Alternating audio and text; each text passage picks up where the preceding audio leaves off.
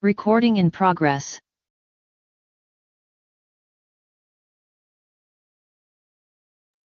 Yes, sir.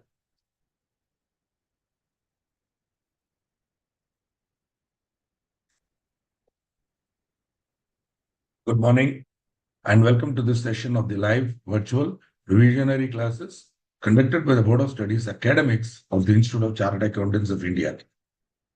Nice to be back again, and I think Mr. Manivannan has put good morning. I wish him, and I also wish all of you a very good morning who is here. So today we'll be taking up two connected topics, accounts and audit. As future members of the Institute, these two topics are very relevant to you. The statutory background of maintenance of accounts and appointment of auditor, disqualification, etc., etc. So, as usual, being a revisionary class, we will not go in depth, but rather we will cover the important areas which have been tested in the exam in the past. Okay. Also, potential topic could come in the exam. Only such topic will be covered there. Right. So, we have basics of books of account. So they're saying every company should have books of account, compulsory. If your company, books of account compulsory. Okay. For non-corporate entities, as you are aware, there was no earlier prescription by statute except under the Income Tax Act 44 AB, where only such companies such entities that had turnover of so and so have to maintain. But for corporates, it is statutory. I'm sure you are aware there's a guidance note for non-corporate entities also. It's not as if there is no format for the guidance of members. The Institute has prepared a wonderful guidance note, which is similar to Schedule 3 of the Companies Act, more elaborate, I should say, and guidance for non-corporate entities. So, for your information, in our firm, we do have, of course, there are legacy non-corporates. Though, over a period of last 20 years, it has been my mission to corporatize, especially in down south, Tamil Nadu. I have worked on corporatization because there are mostly firms and even proprietorships there. So, but they all have a need for growing. They want to acquire. In fact, some of them are only proprietary concerned in a conference or an entrepreneur workshop. If I address them, a couple of them will come to me and say, "Sir, we want to go for IPO, sir." So first of all, you are not even a company, man. How can you? They don't even know that in order to go for an IPO, initial public offering of a share, where is the share? You're not even a company yet. That also they don't understand. They think IPO means just go and get it. Then I slowly corporatize them. It takes easily 5 years for a sole proprietary to get into the culture of a corporate. So on a practical side. So books of account have to be maintained. Purpose of maintaining books of account is to explain the transactions affected by the company in an accurate and systematic manner. Now, I don't have to teach you, but you are aware. See, there are many methods of maintaining books of account. For example, you can just have kacha records. See, rightly or wrongly, this method of maintaining kacha records, where you have a kacha record of receipts and payments of money. So bank account, checks issued, received, etc. And kacha account of cash, and maybe some registers for sales and purchases, which is used for GST. From this, what can you prepare? These are called incomplete records. Unfortunately, rightly or wrongly, this maintenance of books of account based on incomplete records has been given namakaranam. It is called single entry system. As if double entry, it is a system, it is a rule, it is based on logic, it works. We follow it. Just because we have one double entries, they have said single entry. Even textbooks are using this word. Even institute question will use this word. There is nothing called single entry. Where is single entry, double? See, double entry here. For each transaction, there are two aspects, debit and credit. So these are based on logic. which have been time tested from 1600 AD, not today, not, and no way we are going to claim that India invented that earlier. No way. This is something that we got it only from the white man. And the white man, the Britisher himself, got it only from an Italian monk, Luca Pacioli. So it goes back to the Renaissance period, the period of Medicis and the Borgias, when they were elaborate, they were bankers and, you know, they were huge businessmen, conglomerates, you should say, transnational conglomerates, operating from Florence in Italy, Milan, Florence, and Venice. So these people needed some method of maintaining their accounts. And for that, the system was developed, which was called a double entry system of accounting. Then they obviously through it spread across Europe and UK, then went to US and all that. And finally, when the British conquered us, we got it as a legacy. Thereafter, we've been following it. So no way we are going to claim that it was our own invention and all. The earlier system used in India was incomplete records, so-called single entry. Kacha record, you should say, see, in all fairness, Indian merchants, they were not having elaborate businesses, manufacturing, raw material, consumption, nothing. Just buying and selling, trading, mandi mein. So mandi mein Munimji had, Munimji was just maintaining books based on Kacha records, and he gave a statement. And that was all we had till the advent of the British, when we got the double entry system of counting. However much your feelings are wounded by this, I'm very sorry. There is a limit to how much we can claim India got. There's a limit. Can't foolishly keep on saying everything we invented. If you invented, why you didn't send it to the world? Why you needed the British to come and teach it to you? Okay, this is the basic question we have to ask ourselves. So somewhere we have to have humility and say, we learned it from them. We thank them for that. Okay. Now, in fact, I in those days, 1980s and all, when I was early stages of articleship and practice, I have seen books written in vernacular, Kacha records. Thereafter, we have to convert it into double entry. Literally, we used to rewrite the books because, so point we have to understand, under the Companies Act, double entry system of accounting is compulsory. Accrual basis compulsory. I will not insult you by explaining accrual basis. I'm sorry, I will not insult you, because if you do not know what is the meaning of the term accrual, sorry. Anybody can tell what is the meaning of the term accrual? Can you put up in the chat box? What is accrual? Whenever you are, as you type it, I will move on. You type even one or two. Let us see how you are able to understand and express accrual. See, you know what is accrual, no doubt. In your mind, you know. But can you verbalize it? Can you please tell me in 1 or 2 lines what is the accrual basis? Assume that I don't know anything and tell me. I'm moving on. Still, I would expect you to verbalize. See, the skill that we are trying to develop in this subject is called verbalization. That is, knowledge is in your brain. You have studied from the institute material from top to bottom, sir. I know, sir. Most of you, from page 1 to last page, you will study, sir. I know. What is the use if all that is not going to go on to that paper there? In decent English or decent Hindi, which other person can understand, and logical. Okay. And even in Hindi, don't think I'm writing in Hindi, therefore. Hindi is also a very, see, it has a syntax, it has a way of writing. You can't say Baba like that in Hindi also. Because maybe you don't know English, so you are writing in Hindi. But even Hindi is a language that needs to be carefully worded. The answer has to be worded. So that is what is called verbalization. It is language neutral, sir. It is language. Just because Hindi is not easy. Verbalization in any language is difficult. Converting thought into words in any language is difficult. There is no that one easy language, tough language. Just that because you never learned English, you are familiar with Hindi, you don't like that. That is not the point. Point is any language. My own language, Tamil, no. It is difficult to verbalize. Extraordinary thoughts are there. How to verbalize? Okay. Think like that. Don't mistake me for making these comments. But verbalization is a skill. Okay. Vernacular language, even if you are, see, many people studied in vernacular. Does it mean that they can write extraordinarily well in vernacular? Even there, you have to learn how to convert your thought, the concept into words.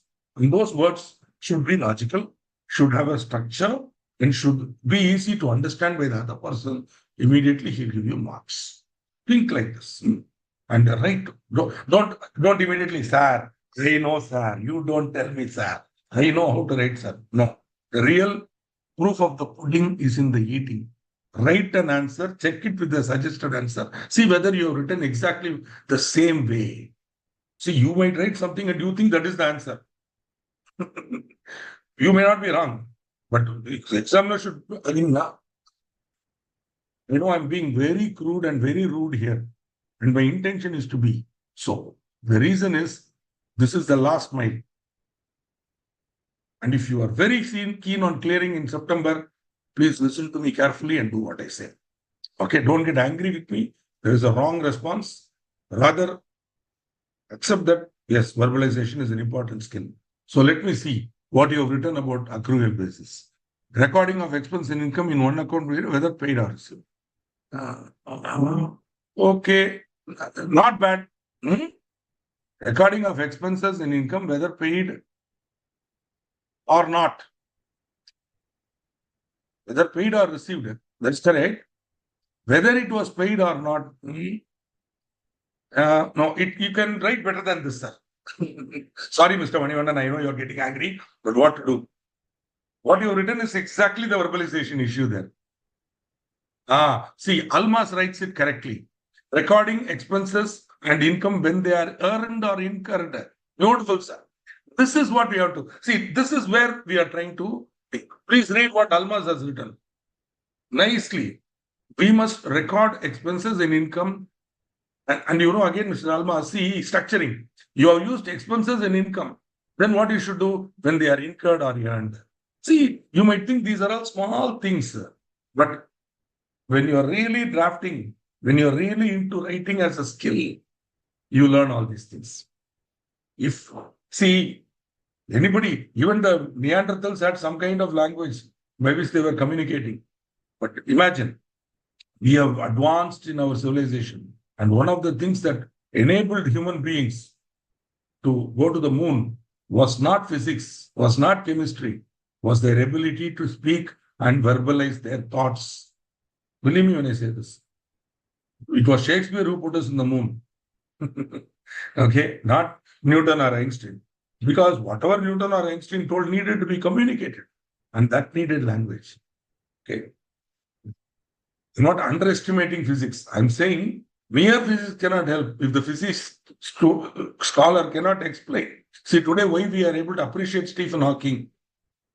Why? Because he has written so many superb books on quantum physics, explaining quantum physics to common man. That skill is what we have to develop.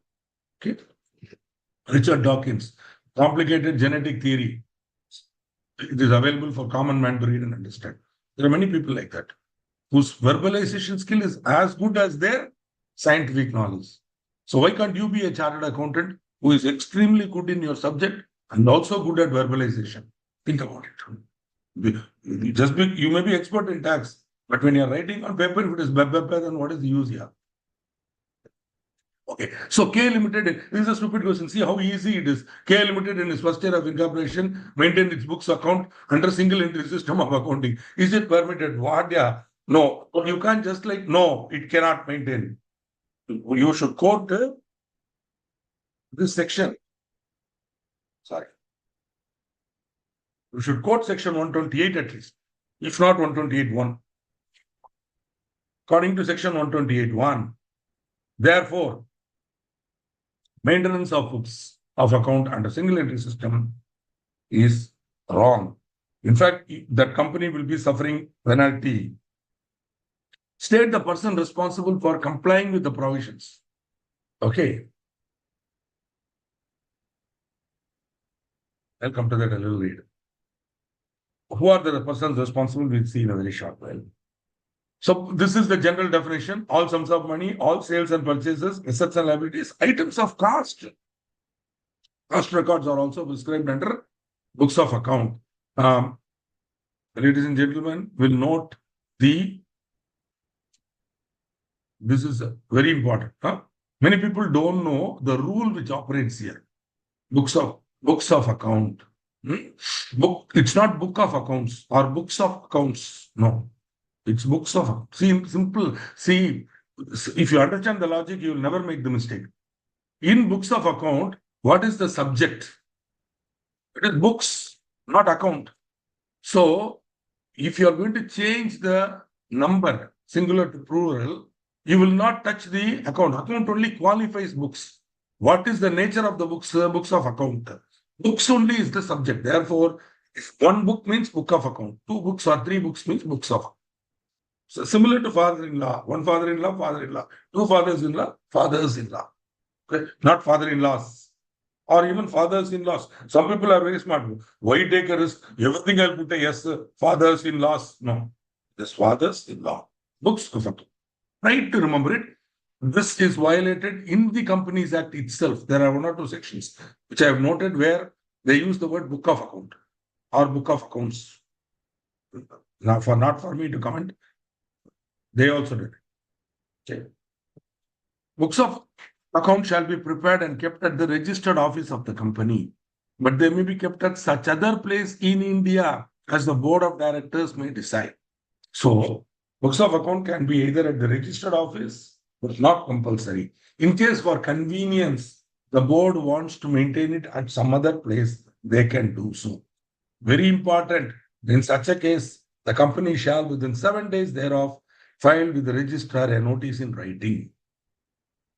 Straight away 2 marks, ma. We'll see the question. Straight away 2 marks. If you know this and you know 128, 1 and 2, or just 128, if you write, it's good. Okay. Suppose you are having a branch, you can have the branch accounts in that office. But summarized returns of branch accounts should be sent periodically to the company.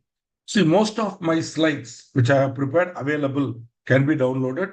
Many students have not attended my original lectures. I was in Vijayawada again last 2 days. 2 or 3 students came to me and said, sir, we have attended the lecture. I said, did you come for the actual lecture? No, sir. We didn't have time, so we downloaded the lecture and saw.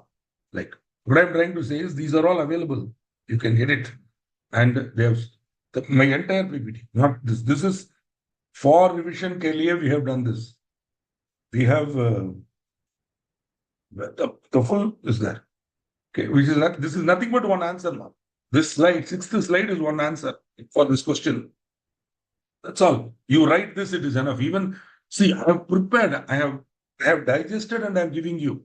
All you need to do is remember this.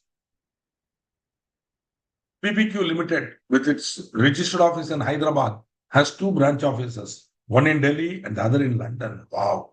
The accounting transactions of the branches are recorded and all books of account are maintained in the branches.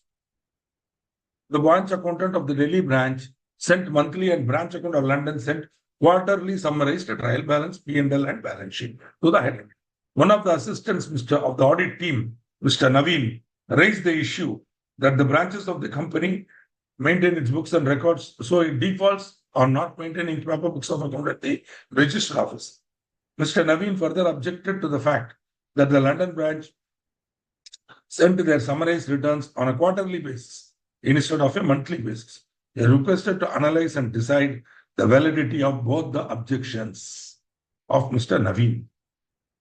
First of all, first point, Naveen is wrong. Now, let us see. I don't want elaborate answers. Quickly tell me, is Naveen right or wrong?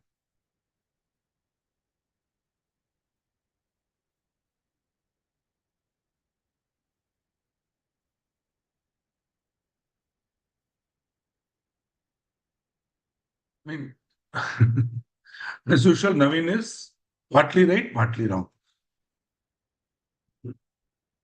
See, these 2 lines are the answers. Do you agree? These 2 lines are the answers. Okay. They do not prescribe any specific time limit. They say periodically. Okay.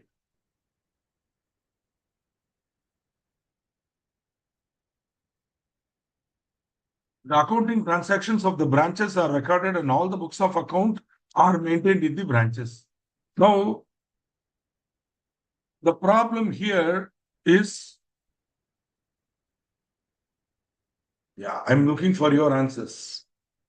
Is Naveen right? Naveen wrong?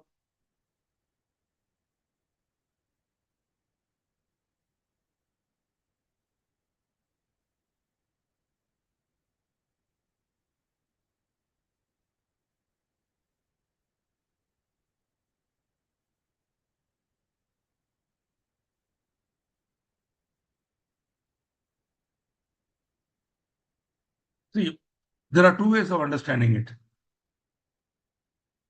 The word all, sorry, the word all. What do you mean by all?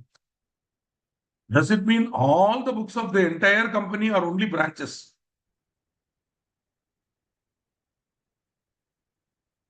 So this confusion is there. Now, Institute MTP assumes that all means the entire books of account of Hyderabad, including Hyderabad main office, are maintained in the branches. This is a problem with English itself. Are you able to see? The accounting transactions of the branches are recorded and all books of account are maintained in the branches. All books of account. What is all books of account? So I feel that only the books of account of the branches are maintained in the branches. But our institute MTP assumes that all may be kept at such other places. Okay? Where such a decision is taken by them. See, seriously, this is a confusing question. You can be clear. What you have to do is, books of account can be maintained at Delhi, no problem. In India, you can. The entire books of account, including the main company books of account, can be maintained at Delhi, right? In India. All you need to do is to pass a board resolution and inform the registrar within 7 days. Okay, give the notice. Just a letter would do. Inform. Why? Because the registrar has the right to inspect your books of account at any time. He can enter and come. So he needs to know exactly where they are maintained. So you have to inform. If non-informing him by itself is an offense. Okay. Now, branch Delhi sends monthly and London sends quarterly. Now, the law has not prescribed any periodicity. It's monthly, quarterly, all are okay. Now, so Naveen is right because all the books of account are not to be maintained in the branches. But the branch books of account can be maintained in the branches. The books of account of the company can be maintained at Delhi, even though the register office is Hyderabad, provided the company passes a board resolution and files. And since periodical returns are being given by both the branches, Mr. Naveen's second objection is wrong. Okay? There is no monthly commitment. It can be sent quarterly also, but periodical cannot be annual. It has to be less than 1 year, once half year, quarterly, monthly, whatever. It would obviously depend on the transactions. Now, I'm coming to the real crux point here. Ms. Pooja, you have written branches. That much you cannot be telegraphic. Okay. So, but going forward, I want you to write more. I want you to type out more. So, whatever you're doing, keep your fingers active because not writing. But you need writing practice, Baba. Who's going to give you the practice? Online classes are excellent for faculty. I can just talk and go on screen. I can do some highlighting, some doing this, like that, and all. And that I've seen as some highly technological faculty who knows technology like this and all I do. Then I'll become extremely highly technological faculty like that. Big technology, yeah. Okay, you should practice writing, sir, because in the exam you are supposed to write pen on paper. That practice you give yourself. Okay. With all the digital technology, institute exam is still pen on paper. Be careful. These are the persons responsible to maintain books of account. Just notice that normally the company and every officer they will say. Here they are specifically identifying people, person. First, primary responsibility, managing director. Secondly, whole-time director in charge of finance. Thirdly, chief financial officer. Lastly, any other person of a company charged by the board with the duty of complying with the provisions of Section 138. To an extent, MD can claim that I entrusted it to so and so. Even then, primary responsibility is with the MD for maintenance of books of account. Whole-time director in charge of finance. Chief financial officer is a designation. He is appointed as such by the board. Lastly, there could be a person who is charged by the board, by a board resolution. Such person also liable. Okay. Books of account can be open for inspection by a director. Okay. So any director can inspect the books of account at any time, even a non-whole-time director. It is the fundamental right of a director. Okay. But in case the financial information is outside India, then he can ask for copies to be maintained and produced. If you want, see, you might ask me, why can't directors come and do it anytime? Why should there be a provision? Because there could be a company where majority is controlling the company. There may be a minority director. He may not have access to day-to-day management. He may be attending only board meetings. So maybe the company is mismanaged. Then such a director can definitely come to the office and inspect. You cannot say you are not entitled. After all, every board meeting, I'm giving you quarterly return and all. You cannot tell. Inspection shall be done during business hours at the registered place or such other place where the books are maintained. All the officers and employees shall give cooperation, all assistance. Okay. Now, this is with regard to the company. Sir, I am the director of ABC Limited, which has a subsidiary, wholly owned subsidiary CD Limited. Now, I cannot inspect the books of CD Limited because I'm only director of holding company. If I'm any director of the subsidiary can inspect. Director of holding company cannot have this right. If at all such an inspection is needed, then the person authorized by the holding company's board only can inspect.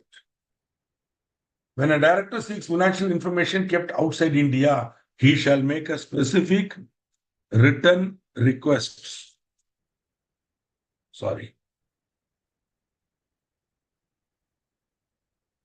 He shall make a specific written request. Also, for foreign information outside India, the request should be made by the director himself, not through his power of attorney, holder or agent or representative. And such financial information shall be provided within 15 days of the receipt of written request. Do you notice one more thing? Wherever there is a duration, number of days, whatever, or some important point, or maybe some special resolution like that, I write it in capitals. Try to adopt this technique in the exam. Because when you're writing like that now, the examiner after all, is correcting at a time 50 papers, 20 papers, 30 papers continuously. So he is looking for points. Agreed, your language is going to be read. But if at all, directly is able to see 1, 2, 3, wow, immediately full mark. Think like that. How to enhance your answers is what I'm trying to tell you here.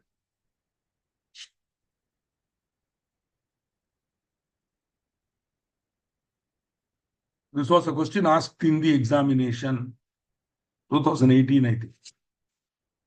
Repeatable, either as it is or change of names, new avatar, it can come.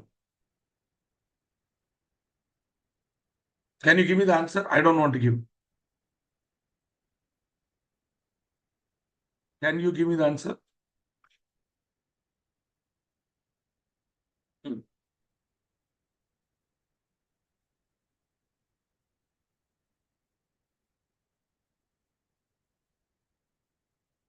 just at least give me the last conclusion. Because the answer is this. Correct? The answer is here. This is the answer. Up to this. This is the answer. Therefore, what? The action taken by the CFO is not correct. Okay. Friends, I'm waiting for your answers. Please, if you want to get benefit out of this revision class, you write. Listening stage gone. Writing stage started. Got it? Listening, reading stage gone. If only people who read the book fully can clear the exam, then how many people should clear the exam? No? Sorry to make this blunt comment. Because I know students who study like mad. They keep on reading the book. Good, I'm happy. But that should translate into answer in the paper. And that needs writing practice. Okay, since you are all not answering, what to do? Answer given by Almas as usual is correct. Thank you, Ms. Almas. 3 marks, just like that, you can take it. See, another 2 marks. Aditya Ram.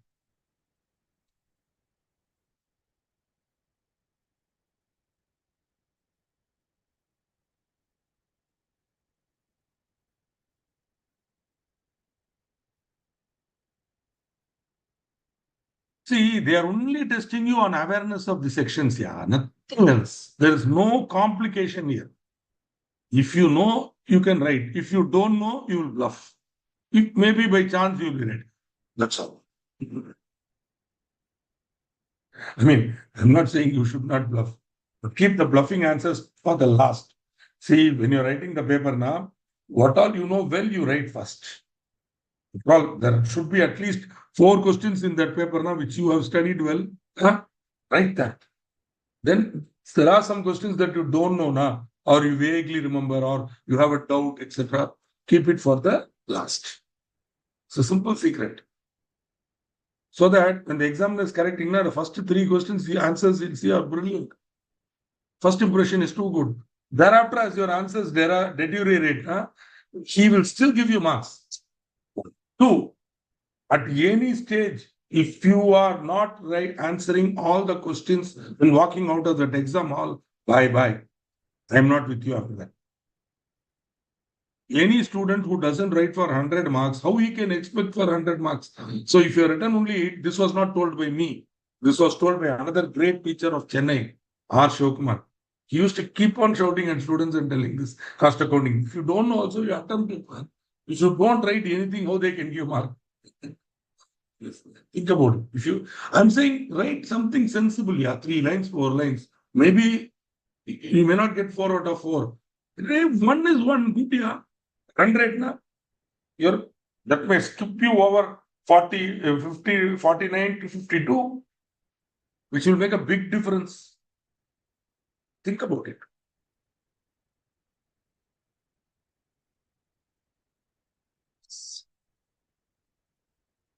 Beautiful, Kushi. Wonderful.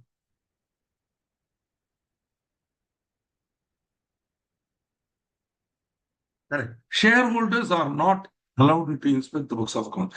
And it is obvious why. Because let us say 1 lakh shareholders are there, they'll stand in a queue. They will maintain the books of account or give inspection. What is this, Tirupati Darshan or what? Yeah. Everybody will come and see the books of account and go. No. Shareholders not allowed. 1. 2. Second compelling reason why I cannot permit shareholder is, see, a director is bound by confidentiality and ethics. Rather, he should be. Okay. But a shareholder is not bound by that. So a competitor can easily buy 2 shares in your company, come and inspect the accounts. He will know your turnover, quarterly turnover, which is definitely confidential. Till you publish the quarterly result, it is confidential information. It is competitor sensitive information. So I cannot reveal it. Should not reveal it. Okay. So Correct. Beautiful. Beautiful. Beautiful. Yes. Correct. Almas. He must make a return. I appreciate Kushi for her elaborate answer for the first earlier question. And by phone and all, you cannot ask.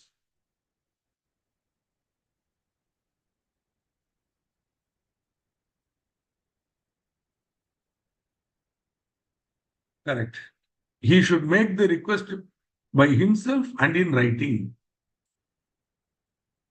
Okay. So there are, in this case, he has over the phone, not possible. But written request sent by the advocate also not valid. It should be by himself. 2 marks straight away. So preservation of books, 8 years you have to preserve. Keep it. Okay. I'm not wasting your time. Just to highlight that cash flow statement need not be maintained by OPC, small company and dormant company. So OPC, 1% company, small company, dormant company, and private startup company need not have cash flow statement. If private startup company do, if they prepare a cash flow statement, they will feel so ashamed how they have taken hard-earned money of other people and uselessly wasted it in doing business where they have no business to be in business. Useless fellows who have no entrepreneurial skills, working in IBM for 2-3 years, he will quit and come and start up. So 2 years he will waste investor money, then again run away and get a job and go. This is the reality of startup. He'll again go beg, borrow somewhere and go for a job, or he'll go abroad and work as a software consultant. But whose money gone? Hard-earned money of some investor gone. Investor also, why he is giving greed. They are seeing some 1 or 2 success stories and thinking everybody will become unicorn. These fellows are not fit to even become goat. Yeah, how they can become unicorn? Sorry for my derogatory statement, but this is not based on opinion, but based on actually going through the books of account and finances of at least 10 startups I have seen. In fact, if a startup comes, I will try to dissuade them. They come to me and say, no, sir, you only should do, you only should. I said, well, not me, because I'm not a good man. Maybe go to some other auditor who will be very friendly. Whatever bullshit you tell, he will believe. Whatever, anything, he will not be strict. Go to them, don't come to me. In spite of that, they come. Out of the 20, only 3 have been successful. Only 3. The rest are all wasted money and gone. So my opinion about startup is very low. Indian startups at least. I don't know about Silicon Valley. Indian startups, useless. And the government is spending huge money promoting it for nothing. Giving money, low cost interest, nothing. And that also of no use. And income tax exemption. They will never claim it. Where these fellows are earning income, you have to claim that exemption. But valuation alone, they will want. Valuation. Okay. So you all very well know true and fair view. Okay. Financial statements of every financial year shall be laid before the company at every AGM by the board. Every year. That is why there's a link with this and AGM. Why there's a link? AGM should be held within 6 months from the close of the financial year, so that the financial statements of that financial year should be laid before the company at every AGM. No exception. No company can say, I won't do it. Every year you come and stand before the shareholders. You may be the ultimate billionaire of the world. You have taken public money now. Come and stand. See, here, the man who respected his investors and the second generation, they continue to respect the investor and the support that the investor has given is the Ambani family. Both Dhirubhai and today Mukesh, they respect the investor. They know what the investor wants. They keep him happy. Because after all, I gave money to you. You earn, you make a lot of money. Give me something else, something in return. Yeah. For my investment, some return should come. That way, Reliance investments would have yielded 300%, 400% return for investors who stayed with Reliance, who were with Dhirubhai and Mukesh. None of us are regretting. On the other hand, we will get more. Even recently, they gave one bonus. Okay. like that. And dividend, regular dividend, company. See, you can do 101 things, but investor wise, they treat well. And they give accounts, they stand up in front of the shareholders and tell the truth about what happened. See, whatever else they might be doing, investor wise, they are taking care. Now, financially, we have already seen, I don't want to waste your time on this. That's why I said there's a link between this topic and that topic, which is why, my dear friends, do not read subject topics in isolation. This is not fifth standard or SLC or plus two government. Okay, no, state government plus two. No, this is a CA institute where questions could combine two topics. Okay, so you should remember the link between. That is why there I taught the same financial definition. Now we come to consolidation of financial statements. CFS means when there is a holding company, it should present its own standalone accounts, and it should also present a consolidated financial statement combining all the subsidiaries. Okay. Right? This is consolidation of financial statements. You know that you are all expert in accounting standard 21, etc., etc. I don't have to waste your time on that. Except this. Very, very important. Very, very important. Okay. Conditions for exemption from preparation of CFS. Okay. Members, including those not otherwise entitled to vote, do not object to the company not presenting consolidated financial statements. So, the members should not object. It is a company whose securities are not listed or are not in the process of listing. Okay, lastly, very important, it's ultimate or any intermediate holding company files consolidated financial statements. Friends, in India, there can be only 2 layers of subsidiary. So 2 layers of subsidiary only possible, with 1 or 2 exceptions that are not relevant here. Very rare. You can't. Normally, you cannot have more than 2 layers. Meaning what? A can have B, B can have C. Only 2 layers of subsidiary possible. Which means A should consolidate B and C. B should consolidate C. This is the logic. But suppose the members of P, even those who are not entitled to vote, they do not object to the company not presenting CFS. So the company should send a mail or something to them saying, hey boss, we want to avoid CFS. Can you please tell us yes? Yes, we don't mind.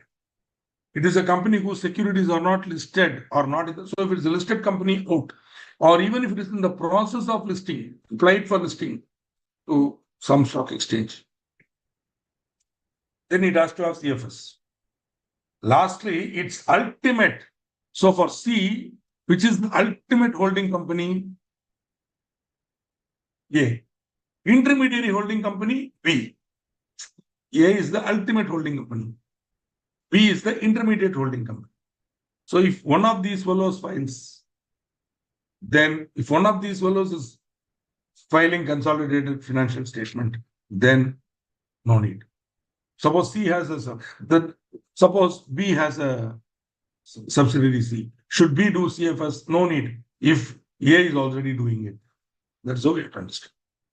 Okay. If A is already doing, no shareholder objects, B is not a listed or to be listed company, then B need not consolidate with C.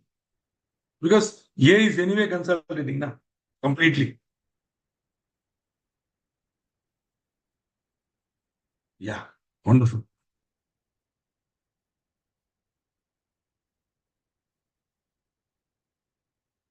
So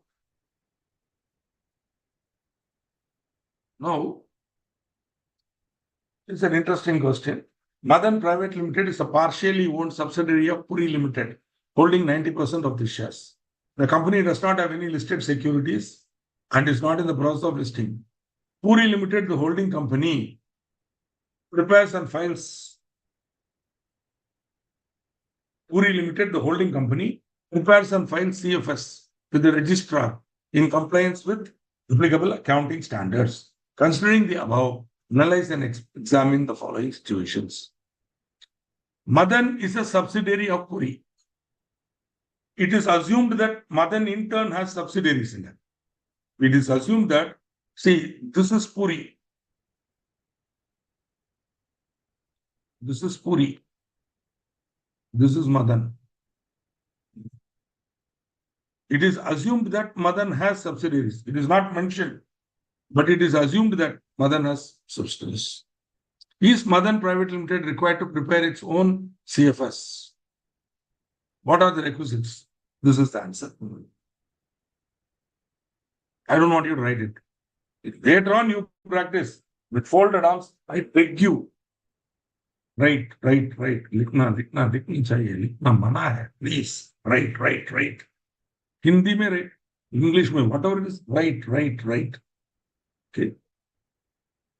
If you don't write practice, it's today with internet, with all, everything is compressed now. It's very difficult for you to write, but you should write it. Of course, see, don't think that younger generation is not writing. Again, people make these sweeping statements. No way. See, in Chennai, every year in January or so, December, I think, around December, we have a Chennai pen show. Pune may be hai. In Pune also, you have a pen show, fountain pen show. Pune has a very famous pen show. Hyderabad has. Believe me, when I go for the Chennai pen show, many of my students are there. When they see me, they'll come and, sir, I am a student, sir, I'm student, sir. And GMCA, those who attend advanced MCAs will come. When they see me, they'll come and greet me. I'm not joking. Younger generation is interested in writing. I ask them, boss, you are all computer, digital people. Why are you coming here? No, sir. They like to write with fountain pen. Then I even help them to choose. I have a collection of 40 or 50 pens, very costly pens. Some of them very reasonably priced pen also. Recently, I picked up a Sailor. It's 4,500 rupees, but extraordinarily good pen. Writes beautifully well. Fountain pens. I'm not talking about roller ball. I'm not talking about ball pen. Though there are good ball pens. Karan Dash, extraordinarily good ball pen. And this fellow, with some extraordinary good, Cross itself has come out with extremely good ball pens. But fountain pen is fountain pen. So I know I'm wasting your time. It may seem so, but no. Writing with fountain pen improves your thinking capability. Believe me when I say this. Whenever I'm preparing for a case, my representations, my basic structure of my arguments, I don't dictate immediately or I write it. Then with the structure ready with me in paper, I call my secretary and start dictating. Till then I write it. So that suddenly ideas will come. I can jot it. Then I prepare. Then based on that, I prepare the basic draft. That I type. But first draft on paper. Check it out. If you think Buddha is wasting your time, I'm sorry. Yeah. Not only, Tanuji, if all members do not object, all the three conditions should be satisfied.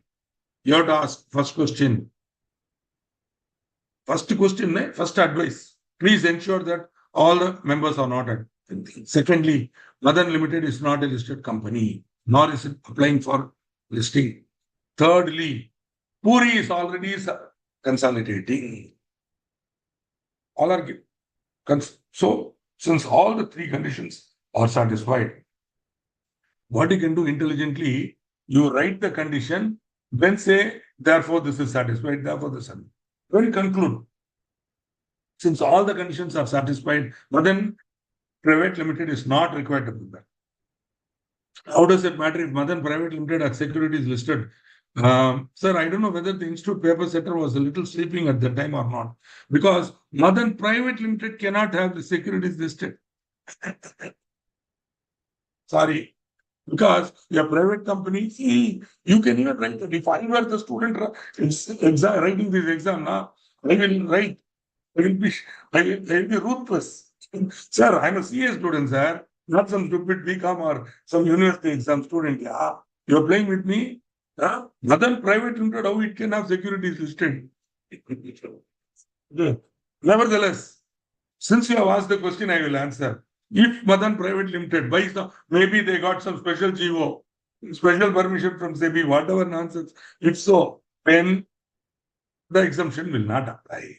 Okay. But think see, a little bit you have to think differently. To become a chartered accountant, you should think when you look at something, look at it analytically. And see. Private limited, many times students even argue with me. I don't know why. Private how it can become, Why private limited cannot be a listed company, you tell me. Yes, immediately don't argue. If a private limited company wants to issue debentures, non-convertible debentures, it may have to get it listed. Agreed. Okay, that one point is there. Okay, so all this we have to assume. But that's one extraordinary, that is debentures for the purpose of rating, you have to get it listed. Therefore, there is one possibility that a private limited can have, but again, you won't have shares listed. No, never. Impossible. But security is a wider term. Security means it includes debentures also. Okay. See how complicated it is, You can't just like that give a comment. But I wish they had not done this. Okay. I wish they had straight away given a company limited instead of Madan Private Limited, straight away Madan, because there can be an unlisted public company, nothing wrong. Okay, but listed private company, impossible for shares, impossible for shares. But debentures, maybe. Debentures in bonds, they want to issue compulsory listing. Therefore, they might go for listing without changing their private limited status. Okay. Again, that should not be offered to the public, my dear friends. You cannot offer it to the public. It should be placed privately, but it may be listed. Okay.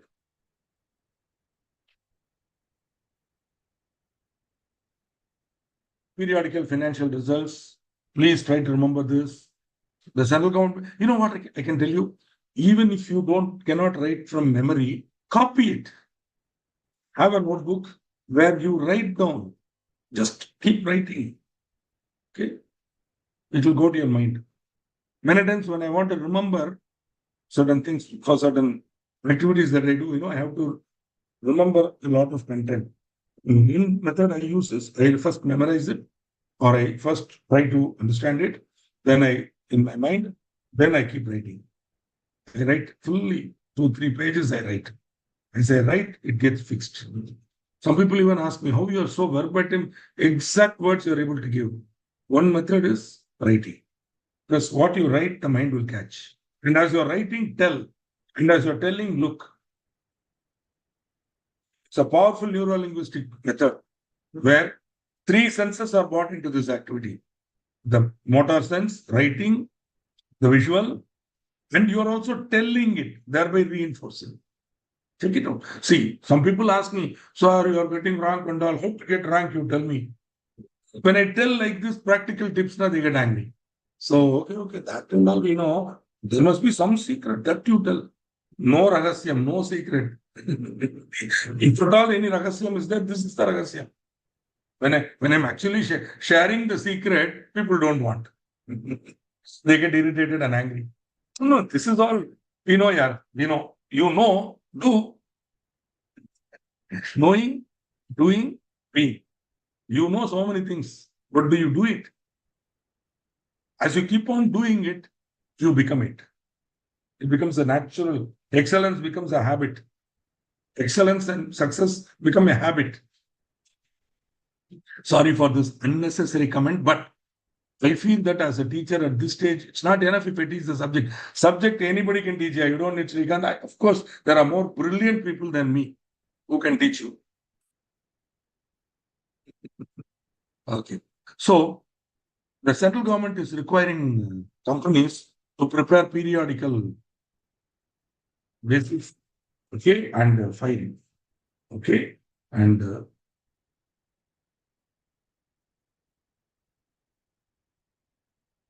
the section 129A, they have to obtain approval of the board of directors and complete auditor limited review. You may not be able to do an elaborate true and fair audit. Limited review we can do. For many reasons. Partial, very difficult to do complete audit, but we can do partial limited review, for which there is a separate accounting standard, separate standard auditing practice, everything you know that. To obtain approval of the board of directors and complete audit or limited review, file a copy of the registrar within 30 days of completion of the relevant period with such. So this was inserted by the Companies Amendment Act 2020. Okay.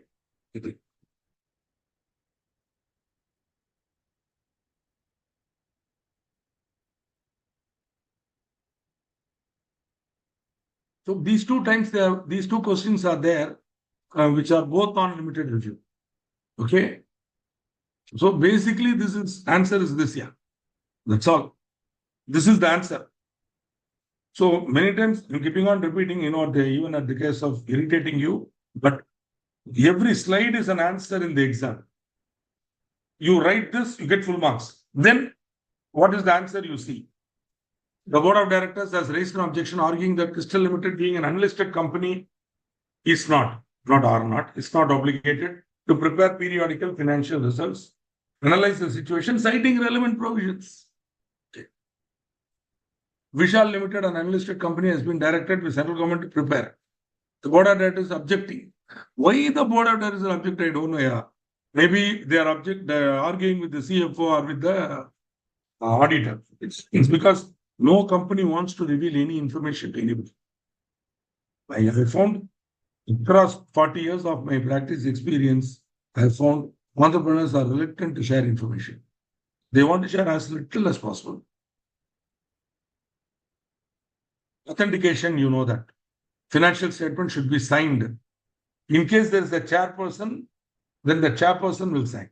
In case chairperson is not there, chairperson of the board, chairman of the board, or chairperson of the board. Chairperson is a gender neutral term. Chairman is male chauvinistic. Chairperson is a gender neutral term.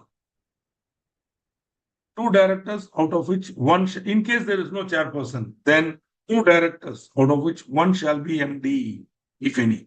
So if the company has MD, he should jolly well sign. But if that's chairperson, then chairperson signs. Chief Executive Officer should sign. CFO, if any, should sign. Company Secretary should sign. Company Secretary should sign. He becomes bound. He's a signatory to the financial statement. In case there is any misstatement or anything wrong, if there is a non-compliance with 128 or 129, Company Secretary also liable. Though not directly liable for the penalty, but for any other third party, he becomes obligated. Agreed, there is no penalty for Company Secretary. He is not listed in that people, let people responsible. But tomorrow, if there is a misstatement in that accounts, like Satyam, Company Secretary can also be sued by a third party. If you also sign now, you also party to it. Of course, one man will definitely be sued. The man who is not here, the next topic we are going to see, the man or the lady who is going to sign the balance sheet as the auditor. Primary responsibility is with us. No, primary responsibility is these fellows. After that, okay, please understand. Audit is only there's a huge, in the audit report we mentioned. So we are only seeing it on a particular day. Okay, any deeply laid fraud and all, I'm not responsible. If it's easy to detect, I have not done it maybe, but deeply laid fraud, I am not responsible. Okay. Possibly, this was the basis of the decision of the Andhra Pradesh High Court when they relieved the auditor, Satyam, when they gave him an acquittal and said, you are free, go. You have not done anything wrong, check, go. Yeah, for information, the auditor of Satyam has been acquitted. He is no longer guilty of anything. On an appeal, the Hyderabad High Court has very lengthy order. I have that order. Very well argued order. The advocate must have done a really good job. In the case of one-person company, it is sufficient if only one director signs, because though one-person company can have up to 15 directors, but it can have even one director. No need that minimum two, only one.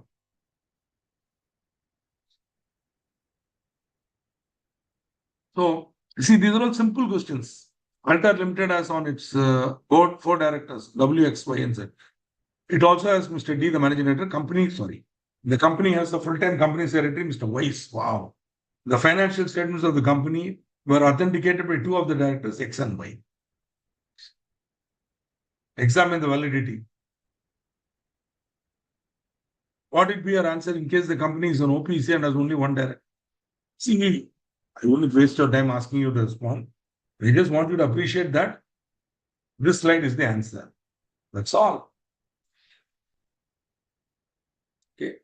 You reproduce this slide, then say, therefore, signing of the balance sheet and financial statement by only X and Y is not valid. Mr. T, the managing director, should also have signed it. And since it has a full-time company secretary, Mr. Weiss, that gentleman or lady also, that gentleman also should sign it. Therefore, the authentication of the balance sheet and P&L account is not valid. In case the company is an OPC, then only 1 director can sign. It is enough if only. That's all. This is the answer. Okay. Vishwakarma Electronics, Ghanshyam and Haider and Inderson MD. Okay, same. Notice it, how they beautifully repeat again and again. Patterns are there. Just look for them. So again, as usual, Ghanshyam and Haider have signed it. Yeah. Whereas Inderson should also sign.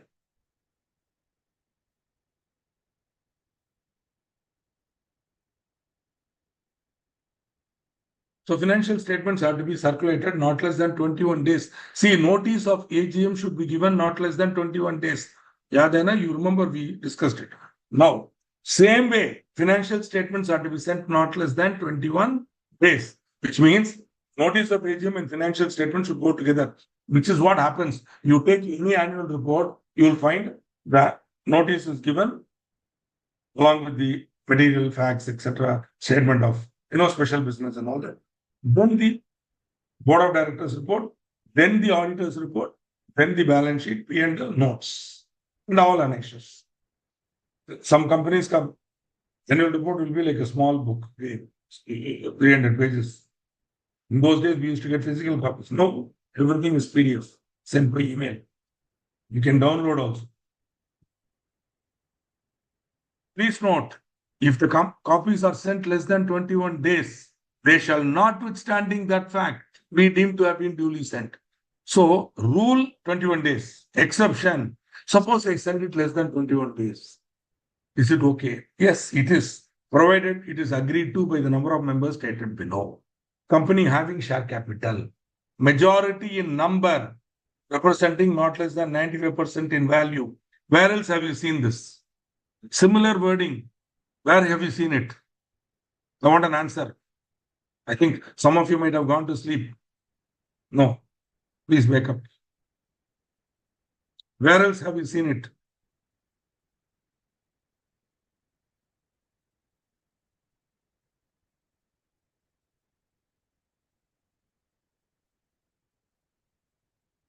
Similar wording, where else have you seen? Company not having share capital, members having not less than 95% of total voting power. Members having not less than 95%. Yes, Kushi is absolutely correct. Notice, shorter notice, correct. Similar, same provision. Okay, beautiful. Try to remember this. Beautiful. I need to go a little faster. I may be skipping also because some of them is not. So Navayuk Chemicals Limited has an unlisted public company, has 200 members. Its paid up share capital is 50 lakhs, consisting of 5 lakh shares of rupees 10 each.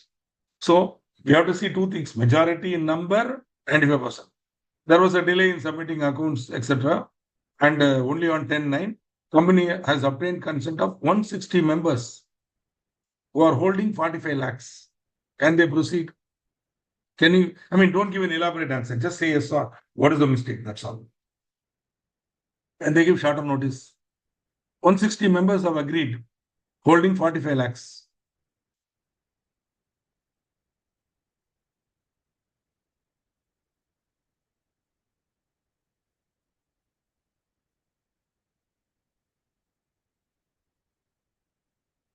Correct. Mr. Manivannan, you have hit the nail. Less than Not 190. Who is that? Kushiji, why you say 190 member? Because what does the section say? Majority in number, which means in 200, even if 101 agree, I'm happy. Majority in number, but they should hold 95% in paid up. So, see, do you notice your answer is correct, but your reasoning is wrong. Now, if I'm examiner, how much mark I should give you? Your reasoning is wrong. 190 members need not agree. Majority in number. But that 160 people who are consenting to together hold 95% of 50 leads, whereas they are holding only 90%. Therefore, not valid. So my answer is correct, but my reasoning is wrong. What will happen? Be careful in the exam. That's all I am telling. Okay, if it's a kind examiner, even if he's not kind, he cannot give mark. He'll only give 0 because for him, what does he know? At least if you write this and then you say, but if you write this immediately, you will not make a mistake. Okay. Yes. Tanuji, you are right. Absolutely correct. Beautiful. Okay, this is another interesting area. I'm covering it quickly. AGM. Whether the AGM is held or not. Okay. Suppose the AGM is held, the accounts are adopted, then the account should be filed within 30 days. Suppose at the meeting, the members refuse to adopt, you cannot do anything. But even then, within 30 days, you have to file the unadopted accounts as provisional. Suppose it is adopted in the adjourned meeting, then that adopted account should be filed within 30 days of that meeting. So the original meeting unadopted, then it should be filed within 30 days of that original meeting. It will be taken as provisional. If you get it adopted subsequently, within 30 days you file. But if it is never adopted, God only knows. You'll be in deep trouble. You means the board. The ROC will simply come and start investigating you. That's it. Why? What happened? Why your shareholders are not adopting? What happened? Like that. Suppose the AGM itself is not held, then the prescribed particulars, etc., statement and facts of not holding AGM should be filed with ROC within 30 days of the last date before which the AGM should have been held. See, 15 months gap, 6 months from the end of the previous financial year, one AGM every year. 3 rules are there. And triangulate. You will arrive at the last date. From that date, within 30 days, you have to file. Okay? You can't avoid filing financial statement. So the Government of India is holding 51% of the paid-up share capital of Surya Limited. The audited financial statements were placed at its AGM. However, pending the comments of the C and AG, the meeting was adjourned without adoption of the accounts. On receipt of CAG comments, the adjourned energy meeting was held on 29 September, whereat the accounts are adopted. Thereafter, filed. Examine whether it is complied with. Regard filing. No. See, this is not a question on government company or audit of government company. This is Surya Limited need not be a government company. Even then, the answer will be the same. Simply to confuse further, they are given government and all. Maybe thinking that because it is Auditor General and all that, you will say it is exempted. No. This is a straight case of 137(1), where the company should have filed the unadopted accounts. Okay.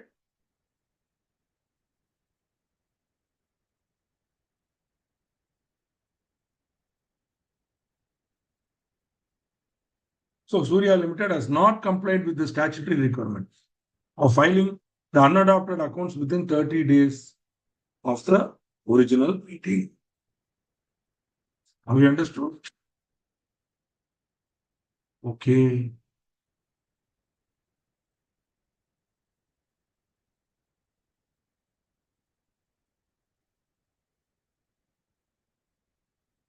Okay. Reopening of accounts can be done I'm just going to quickly go through it. This is a very peculiar thing recently introduced in 2013. Let's look at this. Who can make the application? Central government, SEBI, income tax, etc. You make the application to the court or tribunal. The court or tribunal passes an order that the relevant earlier accounts were prepared in a fraudulent manner. Unless fraud is established, you cannot go through this section. Simply, you cannot go and apply for reopening. The affairs of the company were mismanaged, casting a doubt on reliability of accounts. This is a knee-jerk reaction based on Satyam, because there was no provision by which Satyam's account could be reopened and recast. Therefore, they introduced this because of Satyam. To my knowledge, no company will go through this. Never an application will go through this. But it is still there in the law. Okay. As a warning to your own heart that should you want to become like Satyam, this could happen. So the tribunal will allow any representation to be made and finally pass an order for revising and recasting the accounts. Okay. This is called reopening of accounts. The income tax authority has gathered some information and is of the view that there has been a manipulation of accounts of FGH Limited, reflecting an incorrect financial position. The statutory body intends to get the accounts reopened. So this is the provision here. How to elucidate the statutory provisions. This is the provision. That's all. 1, 2. That's all. 2 slides. Okay.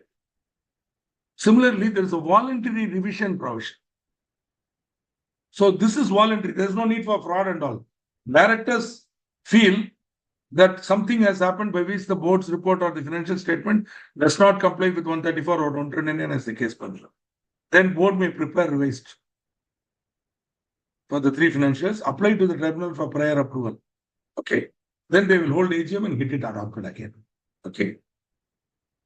And this will going to tribunal is meant because then everybody will get notice. Everybody will know that this fellow has revised the accounts. Revised can be done more. Revised financial statement shall not be prepared or filed more than once in a financial year. Friends, the word used is more than once in a financial year, not for a financial year. Therefore, in my humble view, you can revise it for the same year 2 times, but you cannot do it in the same year. That's all. In 1 year, you can have only 1 revision. But you can have 2, 3 years also, you can revise, but only once. Okay. So this is thing. So the company's past record, Sham noted material classification errors and omissions. Can they reopen? See, the period is there. That also have to be careful. The period of revision, opening, you cannot. Okay. Any 3 preceding financial years. So, Gorman wants what? For the 21-22. The company's turnover for the financial year 24-25 crossed 130 crore. The net profit of during the same financial year, the company's long-serving CFO, Ram retired, etc., etc. So, January 25, he is coming. 3 immediately preceding years you can do. That means what? 24, 23, 22. Yes. So, 22 can be done. 21, 22 can be revised. Okay. Okay.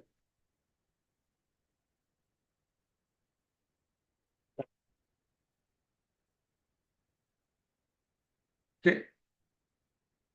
Director's responsibility statement is there. They have asked you once.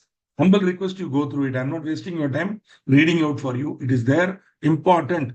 Board report you're going to study. The director's responsibility statement, try to memorize it.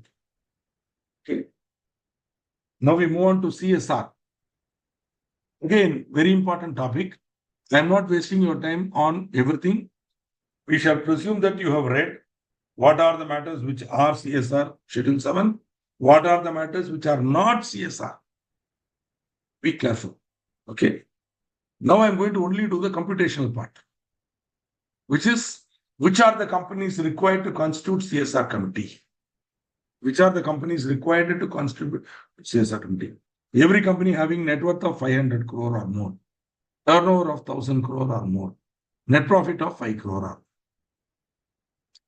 or do you remember we made a big thing about or in acceptance of deposits for eligible company? What did we say? Even if one criteria is satisfied, it will come. Correct?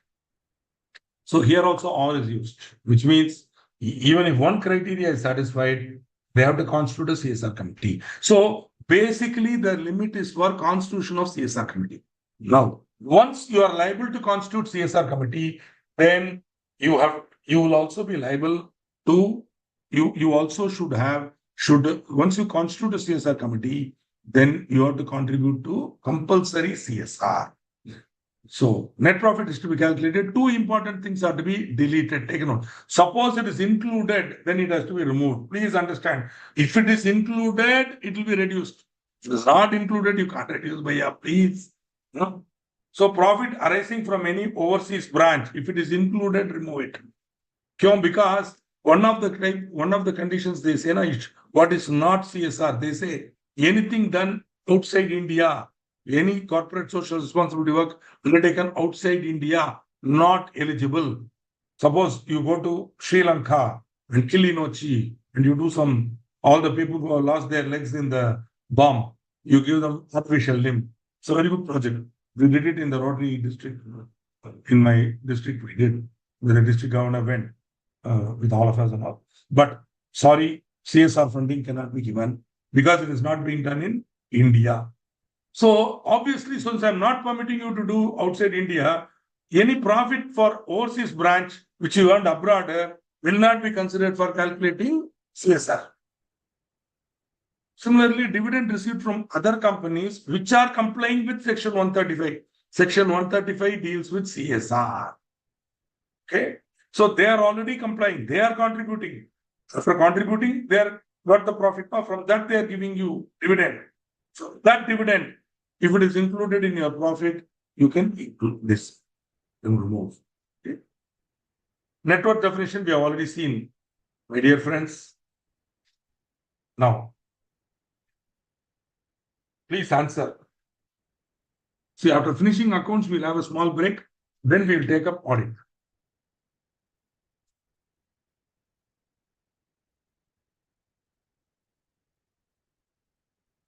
So quickly we have to see what are the three criteria. 500, write it down somewhere. 500, NW 500, TO 1000, NP 5. Like that you should remember. Almost like taking bit in the exam. See, when I went into the exam hall, no, everything was in my mind. So I felt like as if I'm copying. Like that you should be. Because you can copy directly from the mind, yeah. Whatever is there, you copy it.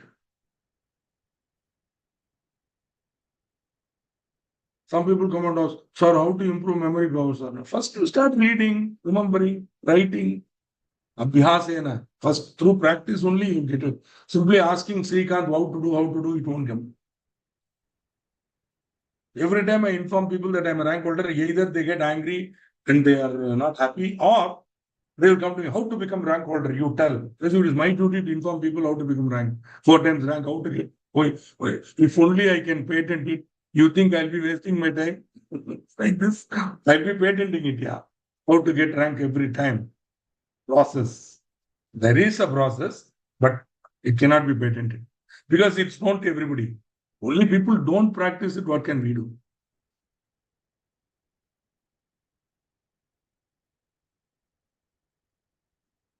Turnover 100, net profit 3. Let us see. I think Kushi would have given. No, Tanu. Madam, one more line लिख दीजिए ना please. Just और एक line. Why? क्यों? Just one more line. Are you Supreme Court? One line. Not required. Only on writ jurisdiction they can do that. Writ allowed. Even then, reasoning has to be given here. Elaborately, even Supreme Court has to give reasoning.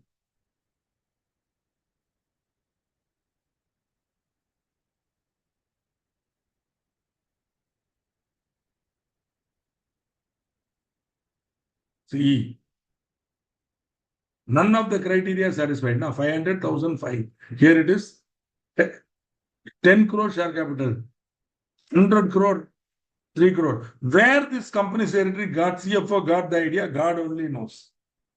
Okay. So, Kushi, beautiful. Company is not required to constitute since its turnover less than 1,000 crore. Correct. In the exam, when you're writing, what you do, you write, first of all, you write what is the conditions. Then you write in the given case, the turnovers. So you can even do a comparative chart. Statutory limit, this company's data. Then, as can be seen from the above, RERA Limited does not satisfy any of the criteria. Therefore, presentation is also important. What to do, you tell me. I feel angry with the institute. What to do? Neat handwriting, they'll give more marks. Ability to write well and verbalize in any language, either English or Hindi, they give more marks.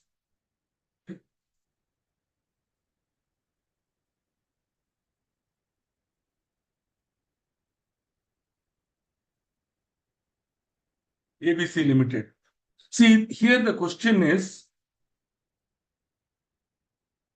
see, as on 31/3, there's a number. In between, during the year on 39, the number has increased, turnover has increased. So, as on 31/3,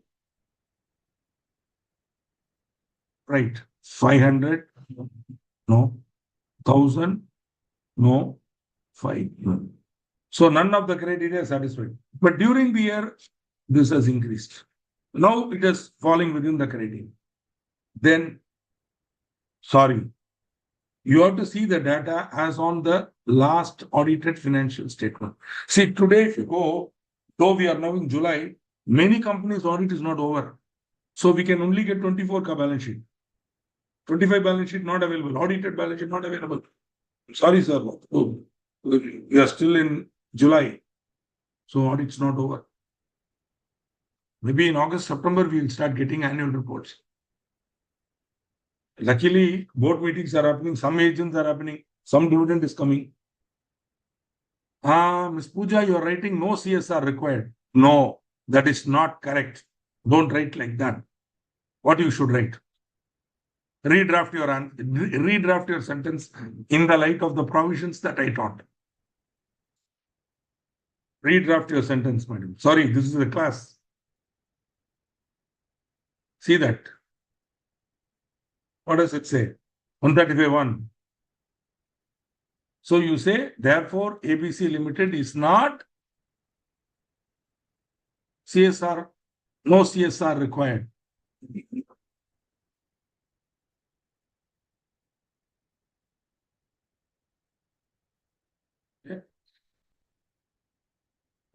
Tanu, thank you for responding to my. I think you have responded to me.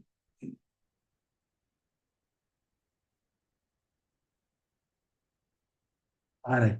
RERA Limited not required to constitute, not constituted. This is a standard vernacular mistake. They will use the past participle. I don't know why that happens. Everybody does it. RERA Limited is not required to constitute, not constituted. A simple grammar error. Just correct it. That's all. Don't fight. Correct it. Next time when you're writing, be careful. Required to always use the simple present tense. Constitute. I constitute. You constitute. Constituted is past. No need to use that.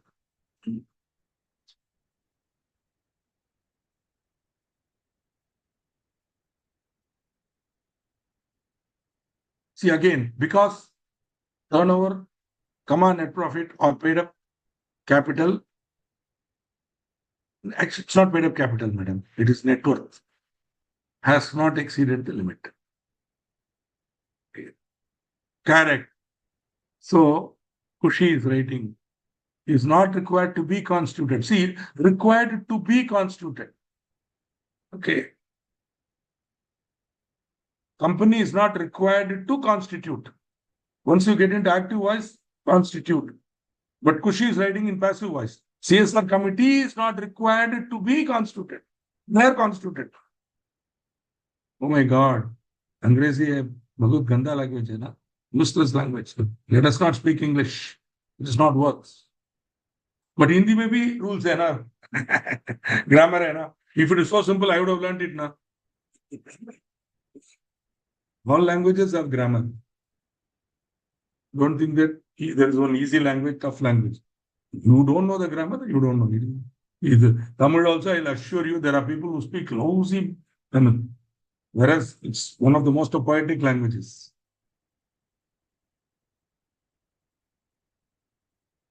Of course, the best is Telugu.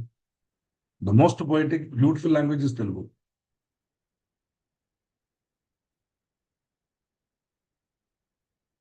So, same, see one, you notice the pattern here, my dear friends. Throughout it is, they give you a limit. So all you need to know is these numbers here. 500,005. Net worth, not paid up capital. Net worth, turnover, net worth. Net worth definition, I have given you. Please remember this. This is a common definition you should know by heart. Okay, now I want to just go a little fast. Yes. So the amount to be contributed compulsorily is 2% of the average net profits. 2% of the average net profits. You know that. In case the company is incurring administrative overheads. See, in order to spend this money, you have to have maybe, see, think about it. Large companies, 2% will be huge amount. For example, Indian Oil Corporation, they have one whole division with a head who they handle this across India, CSR. CSR division is there. Okay. So big companies now. So they'll be spending some money, not on the CSR, but on the administrative. Such administrative overhead shall not exceed 5% of the total CSR expenditure. Note it, ladies and gentlemen, not 2% of profit, 5% of profit, 2% of profit, you're contributing. Out of that 2%, you can spend only 5%. Okay. See, Rotary International and CRI, these are all, they claim very low administrative cost. In fact, Rotary is zero administrative cost. Whatever money Rotary collects, we spend it. Any administrative cost is borne by the Rotarians. We spend out of our pocket, administrative and all. But if we receive 5 lakh as donation from you, entire 5 lakhs we'll put it into the project. It will go to the project. That's how we sell. Rotary International goes to companies and we take CSR money because they don't know how to spend. Rotary has so many projects. So more than happy to come and give the money. See, around February, March, the fellows will be struggling to give the money. In fact, they will say, take the money, do whatever you want. Like that. That is where ongoing project will be there. For example, we constructed a toilet block for a school for which we got CSR funding from a very well-known company, large company. But see, last minute they had money. They said, you take it. So we took the money and kept it. But our project was to be completed within 1.5 years. So we took it as an ongoing project and we did it. Okay, Tirupati, a listed company, has made the following profits. The profits reflect eligible profits under the relevant section given. Now, what is the amount that can be contributed? Simple.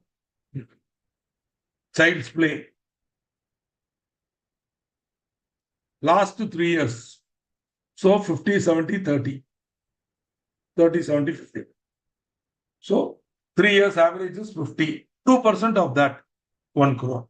So 1 crore can be spent. Out of this 1 crore, administrative can be only 5%. 5 lakhs. You cannot spend more than 5 lakhs on administrative. 1 crore. Beautiful.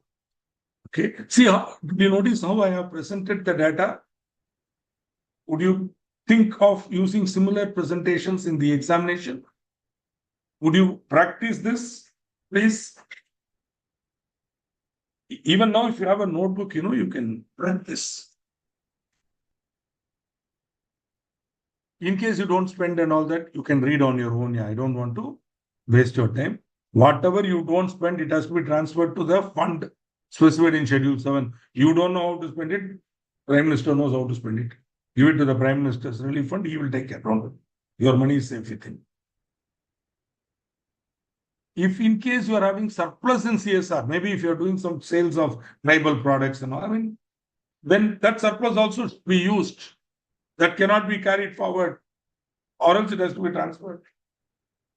If you spent more, then you can set it off for 3 years. See, this year I'm supposed to spend only 1 crore, but I have spent 5 crores, 3 crores, whatever. Then the excess 2 crores, I can use it for the next 2 years. See, even if this year I'm not eligible, I have to continue to contribute to CSR till 3 years is over. Okay.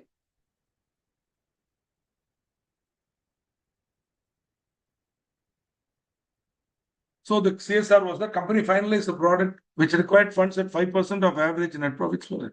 Will such excess expense be counted in subsequent financial years? Straight away, yes. Answer is yes. This is the answer.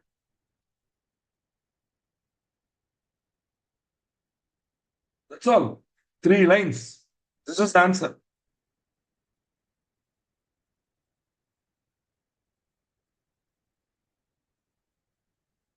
Capital expenditure can also be done, except that such asset should not be appearing in the balance sheet of the company. Okay. Now, internal audit. Please go through the limits. I don't want to waste your time going through it. It is you who have to remember. At this stage, you should know. For an unlisted company, paid up share capital of 50 crore or more, turnover of 200 crore or more, outstanding loan. See, that's what I always advise my students. Please have a notebook wherein you have columns in which you will write paid up share capital, net worth, the turnover, like that. Then write the particulars, eligible company for accepting deposits. Then under that column, you write the number. Similarly, require a compulsory appointment of internal auditor, right? So that it becomes a single point revision for you. Day before the exam, you go through it. If possible, take it inside the exam hall. No. That is not a good idea. Okay. But think about it. If that paper is here, fully here, will you have any problem in the exam hall? It will be like copying. Yeah. From the mind, the photograph that is in the mind, you are going to copy. Think about it. Turnover of rupees 200 crores or more. Outstanding loan or borrowing from banks or PFA 100 crores or more. Outstanding deposits of 25 crores or more. Idea is when the company has got heavy public or third party money, they feel internal audit should be there on a continuous basis to monitor. Even a private company whose turnover is 200 crore or more, or borrowing exceeding 100 crores, compulsory internal audit. So mainly question asked is whether to appoint or not. So here Nataraj Limited is an unlisted public company, paid up share capital 80 crores and turnover 110 crores. Is it mandatory? Unlisted public company, turnover 110, share capital 80. Just to put it on the template, turnover 110, not relevant. Share capital 50, 80. So Nataraj is satisfying. It fulfills one of the criteria, paid up share capital. Ladies and gentlemen will note, here it is paid up share capital, not net worth. So you have to be very, very careful. That's why I'm saying, do a comparative chart so that by seeing it again and again itself, you will remember it. And you will know which one is for what for. And preparing the chart itself will become a preparation. X Limited is a listed company having paid up share capital of 25 crore, less than 50 crore. turnover of 100 crore, less than 200 crore. Therefore, is it required? Can you give me an answer?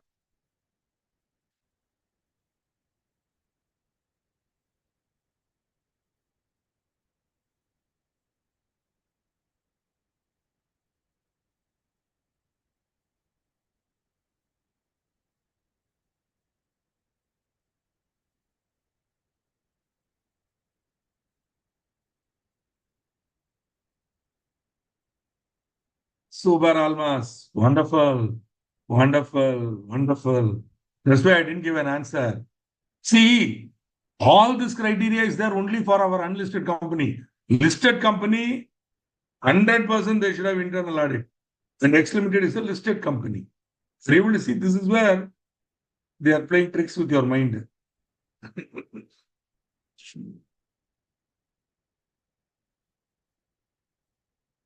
Almas is correct. Even that way, paid up capital is also less than 50 crore. Yeah. Paid up capital less than 50 crore. Both the criteria are not satisfied. But it is a listed company. Therefore,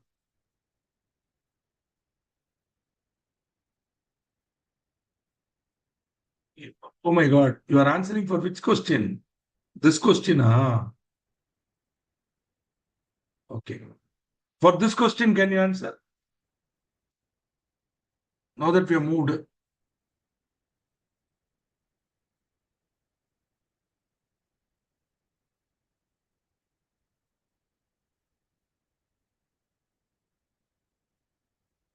okay. Anyway, Salmas rightly gave the answer. Listed company.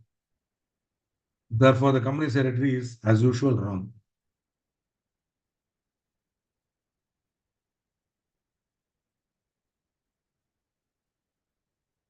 Here, the accounts manager informed not required, whereas they have exceeded 200 crores, therefore required. Okay.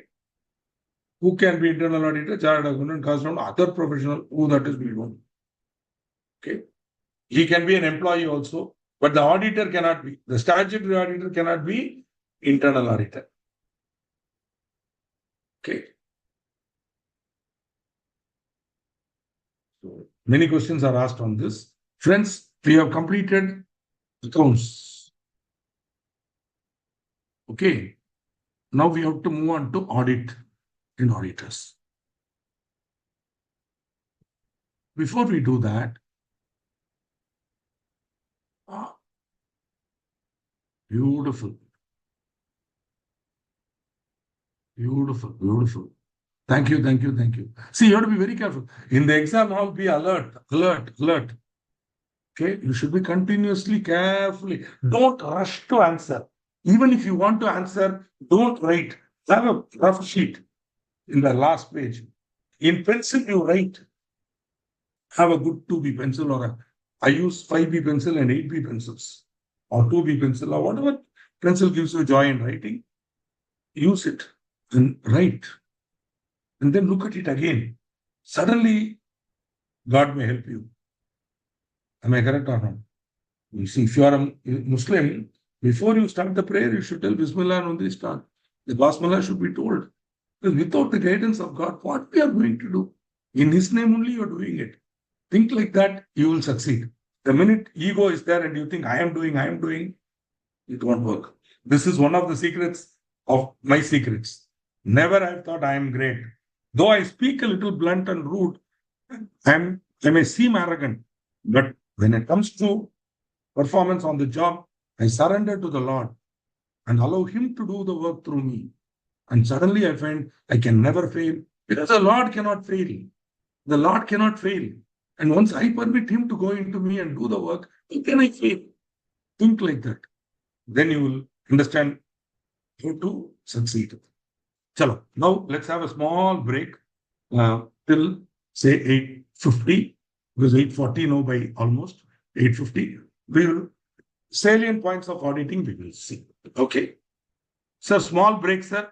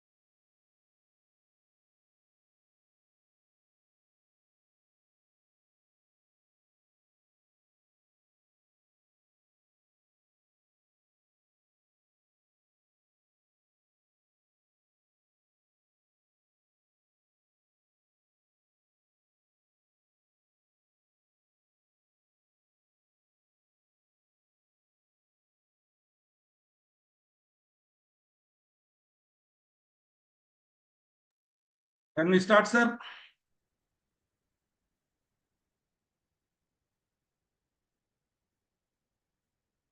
Welcome back from your well-deserved break. So let us now move to audit on auditors. Right? Without much preliminary introduction, let me take up some of the issues. As you know, the appointment of an auditor would differ based on whether it is the first auditor or whether it is the subsequent auditor. With respect to first auditor of a government company, remember, for a government company, the controller and auditor general will appoint. Please, very important, government company CAG appoints. It has to be done within 60 days of registration or incorporation. From 60 days of incorporation of the government company, it has to have an auditor appointed by CAG. Agreed. In case CAG is not doing, then the board should do within 30 days. Next 30 days. If not, the members within 60 days at AGM, TGM. So totally 60 plus 30, 90 plus 60, 150 days. Remember the fundamental rule, friends. A company should always have auditor. Maximum after incorporation, 30 days it can be without auditor. Before the end of 30th day, for a normal company, it should have an auditor. For a government company, 60 days, CAG should appoint. Otherwise, within next 30 days, board. In case they don't members. But company cannot be without auditor. No point in time till the company is wound up and dissolved. Auditor will be there. Okay. So, therefore, what happens now?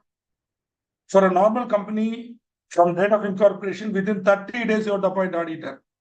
In case board does not, then 90 days members can do in each. Both the cases, whether it's a government company or whether it's an ordinary other than government company, auditor will hold office until conclusion of the first AGM. Conclusion. What does it mean?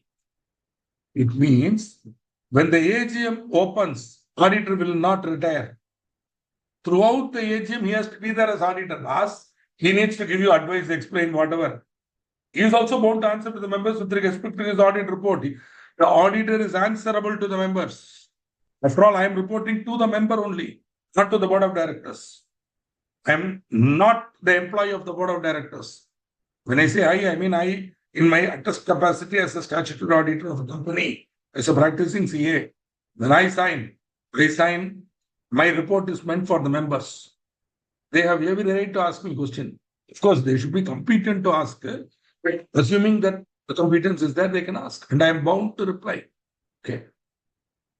Problem with most of the investors don't know anything about accounts. They'll simply come and ask all sorts of questions, thinking that they are very intelligent. Even then, once he has invested 1 rupee, I have to respect him. Okay. So, what happens is, before the conclusion, either I can be reappointed or somebody else can be appointed. Whatever it is, I pass the baton and I go. The AGM cannot conclude without auditor being appointed or reappointed. Note it. If so, then the existing auditor will continue. Company cannot exist without an auditor. Okay.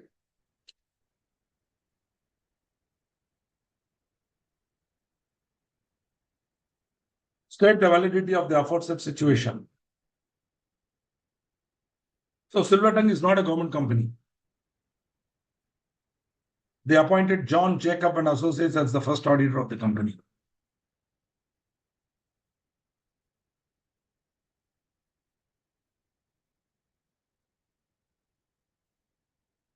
See, MCQs are not asked in the examination. I'm merely using it here for ease of conducting. No MCQ in the exam. Only writing.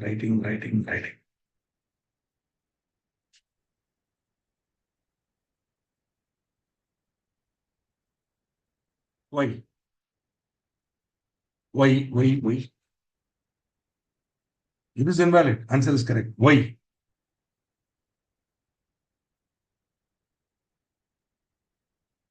Because first auditor is to be appointed only till the conclusion of the first AGM. Please do not say first auditor is appointed for 1 year. 1 year, no criteria. He is appointed only to the conclusion of the first AGM. So you cannot appoint him for a term of 5 years. Okay. So when you are writing the answer, right, the first auditor is appointed by the board and he can hold office only till the conclusion of first AGM. Please be accurate. If you say first auditor appointed for 1 year, no. Correct. Therefore, the decision of the company to appoint auditor for 5 years at a time, no. First auditor, no. The first AGM, you appoint him for 5 years. Thereafter, for 5 years at a time. Auditor is appointed for 5 years at a time, but only from the first AGM. First auditor is appointed by the board or the AGM, as the case may be, depending on. Ideally, the board should appoint within 30 days for not 1 year, till the conclusion of the first AGM. Beautiful. Excellent. Beautiful. All of you are great.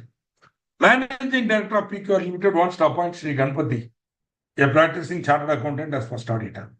Comment on the proposed action. Anybody? Can you give me the answer? The question asked in the exam. 2 marks. Not my own question.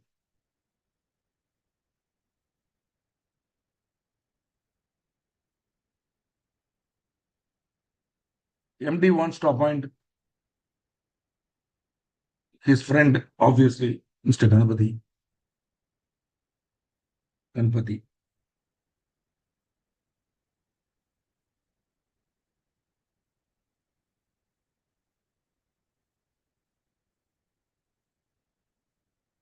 Correct. The first auditor must be appointed by the board of directors. Almas, you can also add for clarity, and not by the managing director. Therefore, the proposal of proposed action of the managing director of PQR Limited to appoint Ganpati is not. He is advised to hold a board meeting and appoint at the board meeting. Or in case the period of 30 days is over, teach it. Correct. Not by MD. Absolutely correct. Wonderful, sir. See, remember again, first auditor can be appointed by board only up to 30 days. Suppose 30 days is gone, then only by EGM you can appoint within 90 days. Are you able to understand? Thereafter, suppose 90 days also gone, then also you can appoint, but you are liable for penalty for non-compliance. A company includes the following shareholders: Bank of Baroda, National Insurance Company Limited, carrying on general insurance, Maharashtra State Financial Corporation. Can you give me an answer? I have not taught it, but I assume that you know the definition of a government company. Let us see. You answer. Okay. Wonderful. So let's leave Ganpati and PQR Limited. Let's move to this company. Yes. So this is actually not a question on auditor, boss. This is a question on whether you know definition of government company, which is not in your syllabus. Technically, you can raise the point that this is not in the, no, it is in your syllabus. You have to know it. Let us see. Yes, it is not a government company. Why? Unfortunately, this stupid question, no, I keep on asking, no. You are all even irritated by this question, no?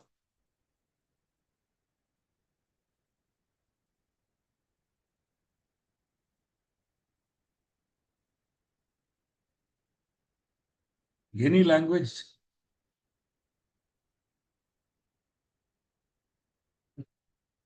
This is the most powerful question that the human beings have asked over a evolutionary path. Every time we ask the question why, we got the answer because, and we moved forward in our evolutionary path. Why? Other languages also, I'm sure you.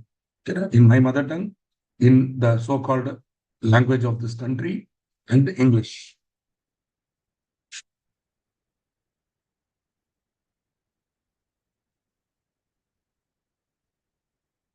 Your answer is wrong, Tanuji. First of all, what is a government company? Anybody? What is a government company? The correct answer. Tanuji, I'm so sorry, you're wrong. This is not indirect holding. Indirect is different. Where government company has subsidiary, that subsidiary is holding.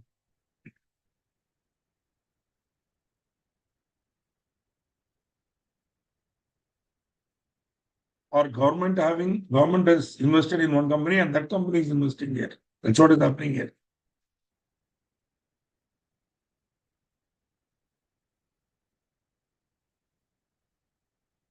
Manivannan sir, you have written a sentence there. Just examine it. I'm being a little strict here about usage of English. Government company may hold. CG or SG should hold. CG, any SG or combination of CG or one or more SG should hold 51% or more. Okay. Whereas in the given case, central government or state government or any combination is not holding 51% or more. Therefore, see, government companies are holding, but none of them is holding more than 51%. See, suppose this company is a subsidiary of a government company, then it will be a government company. Subsidiary of a government company is a government company. Okay. Got it? So,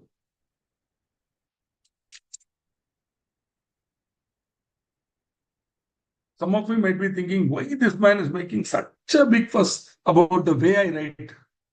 Because as the examiner may be very careful, sir. Be careful in writing, sir. That's all I can tell. So, because this is not the end of your life, you have one more exam to write. Final. This is intern. Final is there. वहां भी है ना लिखना के लिए. There's a lot of papers where you have to write. Auditing है. Company law, of course, not there. Self-paced module. Enjoy. You study on your own. Costing is not there, luckily. Self-paced module. Study on your own.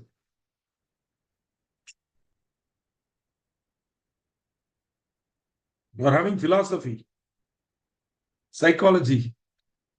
I mean, you can avoid it, but it's there in one of the electives.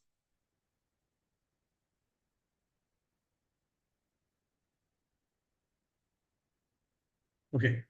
Subsequent auditor, CAG within 180 days of commencement of financial year. So 1/4 within one, because it takes that much. See, CAG and all is a bureaucratic entity. They will take their own time. You can't go and disturb the bureaucracy. They will do aramse in their own time. In their own sweet time, they will do.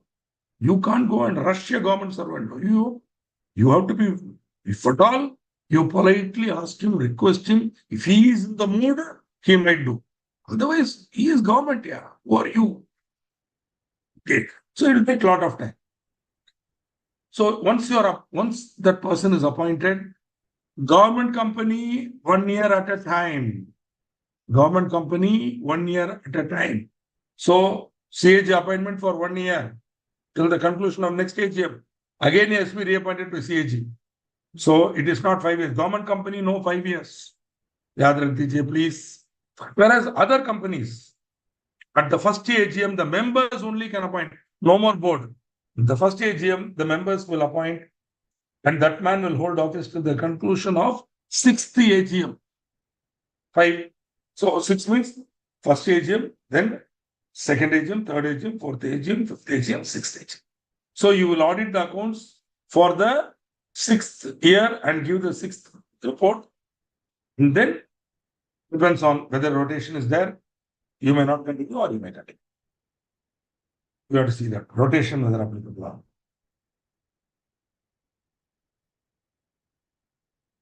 1/4 of the subscribed capital was held by the government of Rajasthan. Wow. Mr. Neeraj, a chartered accountant, was appointed as an auditor of the company by an ordinary resolution. Mr. Sanjay, a shareholder, objects.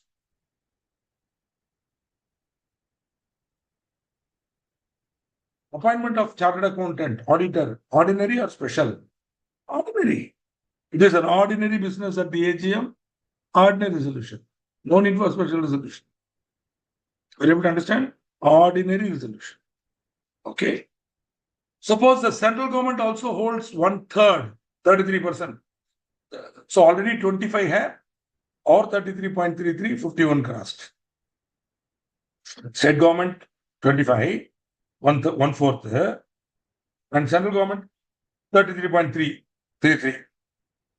So 25 plus 33 you take, yeah. You have become 58. You have crossed 51. No? Okay.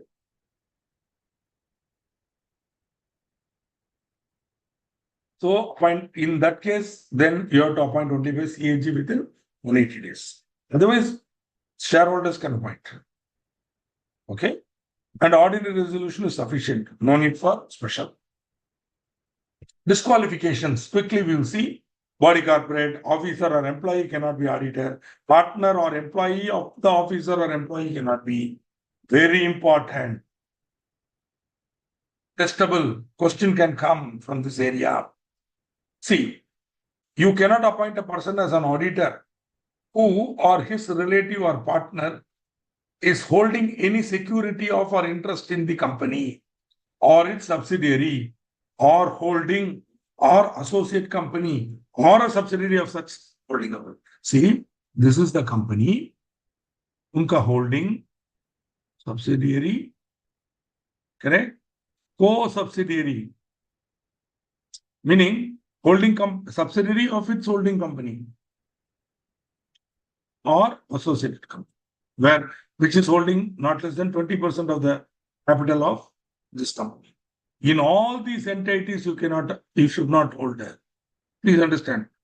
Prohibition for holding shares or being indebted is in all these entities, not only the company. Company, its subsidiary, holding, associate, or subsidiary of the holding.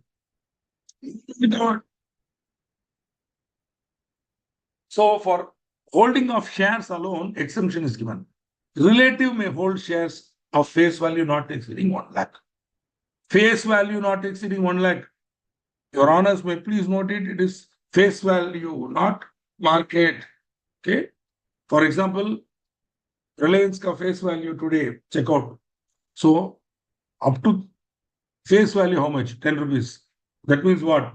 1 lakh into 10 rupees. 10 lakh rupees you can have. Face value. But you multiply 1 lakh into 10 lakhs. Sorry, not exceeding 1 lakh now. So the 10 into, 10,000. 10,000 shares we can hold. Into 10,000 shares we can hold in Reliance. For 10,000 shares, how much you have to spend, you check out. Up to 10,000 shares you can hold. So in case the relative obtains any security interest, then within 60 days, either you resign or you ask him to sell. Krishna and Associates is an audit firm having 2 partners, Krishna and Shyam. Shyam is also a partner of another firm named Kukrija and Associates. Okay, Krishna and Associates were appointed. No, this will come to later. Notation. Yeah. Also, in addition to shares, the auditor or his relative or partner should not be indebted for an amount in excess of 5 lakhs. You should not have taken a loan or anyway indebted. Also, you should not provide guarantee or any security on behalf of any third person in excess of 1 lakh. Here, no exemption for relative. Even if relative is owing 1 rupee, gone. Sorry, owing 5 lakhs, 1 rupee, gone. Also 1 lakh, more than 1 lakh, gone. Okay. You are given 60 days to rectify the position. So Mr. B and Mr. A are partners of ABC. Mr. B has taken a personal loan of 4 lakhs from XYZ Limited 6 months ago. The subsidiary XYZ Limited succeeds EFT Limited. If in case it is 5 lakhs disqualification, but 4 lakhs, no problem. Yes, relative C has an outstanding debt of 2 lakhs with the DEF Limited. Not a problem. To 5 lakhs, no problem, boss. Okay.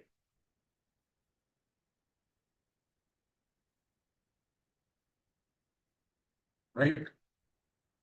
Relative definition is there. Just check. Very importantly, please note it, my dear friends. Brother-in-law is not there. Either sister's husband or wife's brother. Also, father-in-law is not there.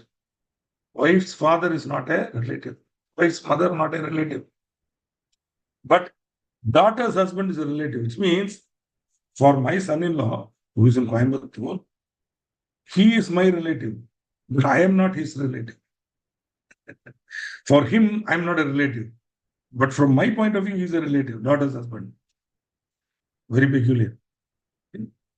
He can reject me, but I cannot reject him. You should not have any business relationship. Person whose relative is a director or KMP. Person who is in full-time employment. Also, they have prescribed a ceiling limit of 20 companies. So no person can have more than 20 companies audit. So if it's a firm, 20 into number of partners. But sublimit is there. But luckily, they have exempted certain companies. One-person company, dormant company, small company. Small company exemption itself gives us a lot of audit possibility. In private companies having paid up share capital less than 100 crore. Fantastic. So, this exemption means these companies need not be included for counting 20. They are not exempting private company, only private company having paid up share capital less than 100.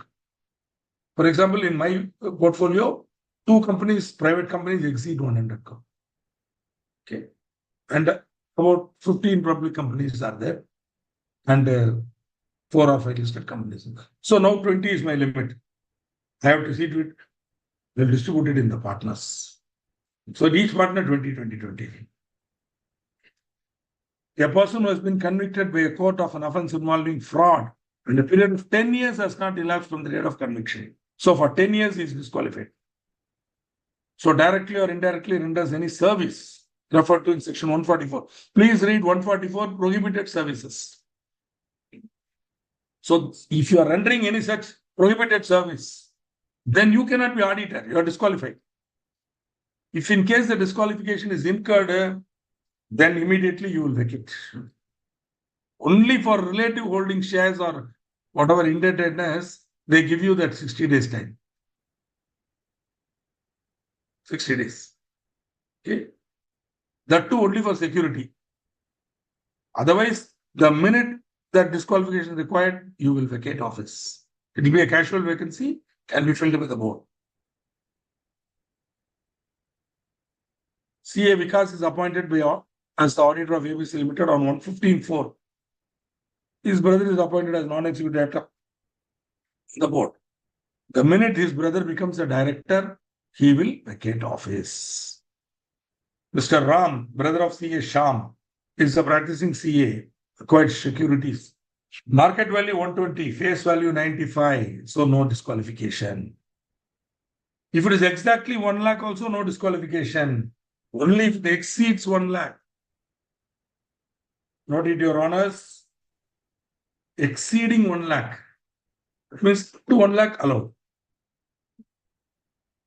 1,05,000, sorry.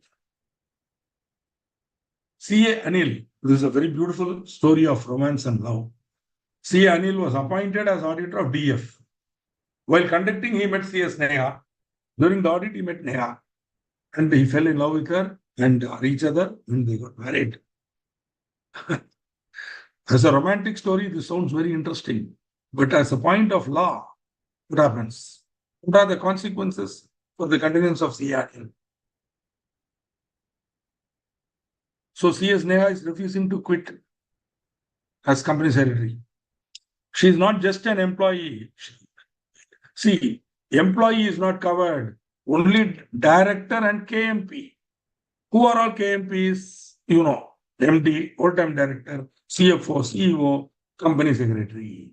So she is a KMP. Now, a person cannot be an auditor if his relative is a KMP.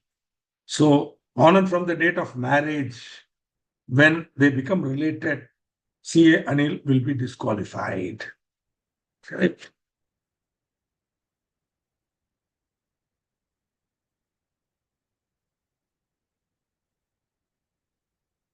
So these are all simple, similar examples. Look at the third one. KVJ, spouse of Mr. Kumar, is the storekeeper of PRC Limited. Friends, can Kumar be appointed? I want your answers. Only for third. First two don't answer. They are similar. Don't waste time. Third, can you give me an answer? 3. Can you give me an answer?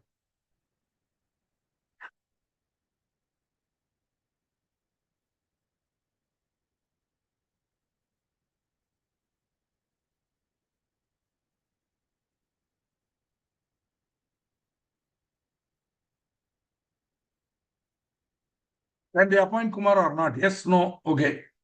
You don't want to write elaborately, no problem. Can Kumar be appointed or is Kumar disqualified or not?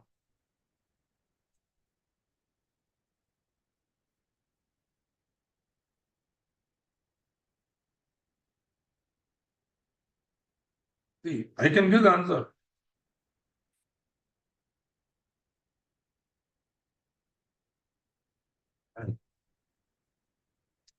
Since Mrs. KVJ is not a KMP, can appoint. Exactly. I'm very happy. But don't say storekeeper only, Mr. Manivandan, as if storekeeper is not an important job. It is a good job. Poor lady, she is working. But she is not a KMP. No? So don't, I mean, let us not think, sir, whoever I am, in the eyes of Lord, I'm important, sir. Never underestimate any job. I mean, just joking, but just joking. Don't take me seriously. That only was a little.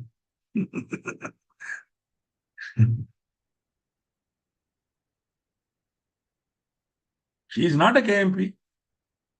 That much we'll agree. Storekeeper is not a KMP.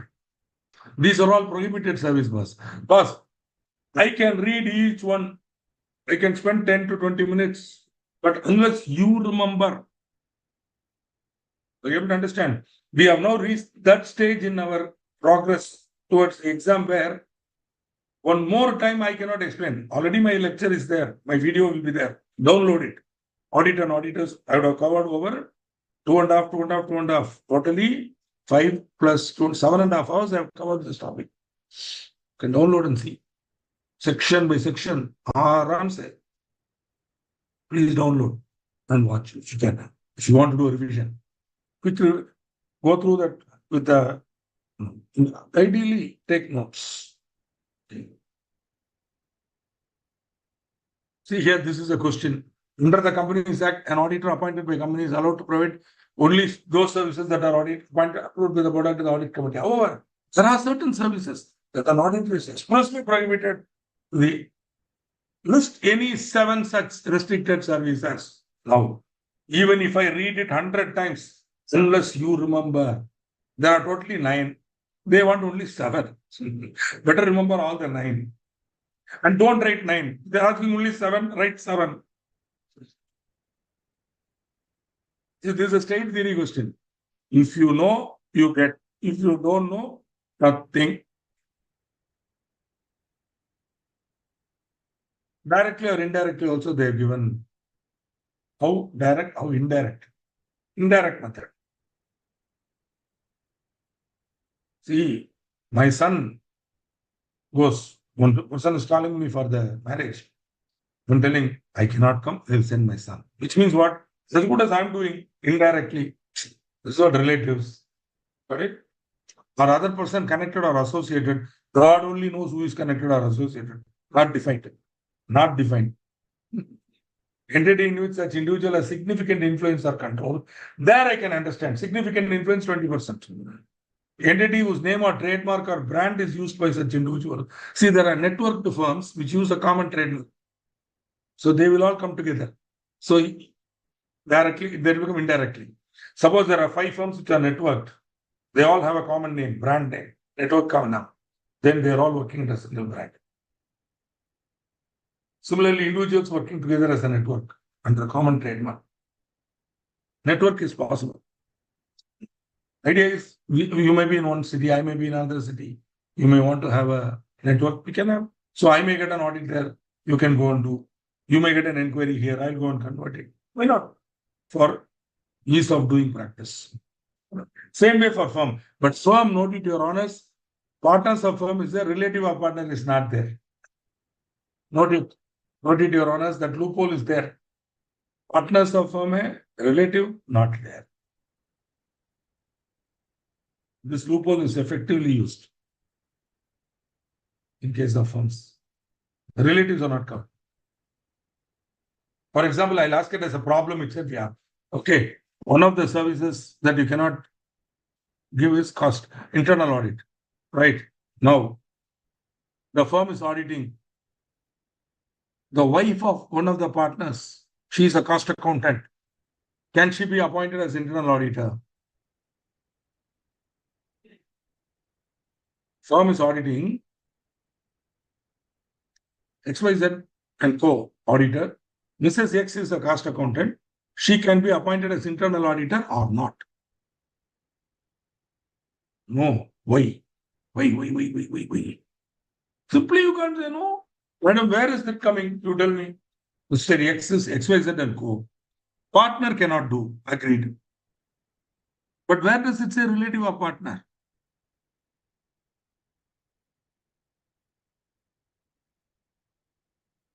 Agree with me?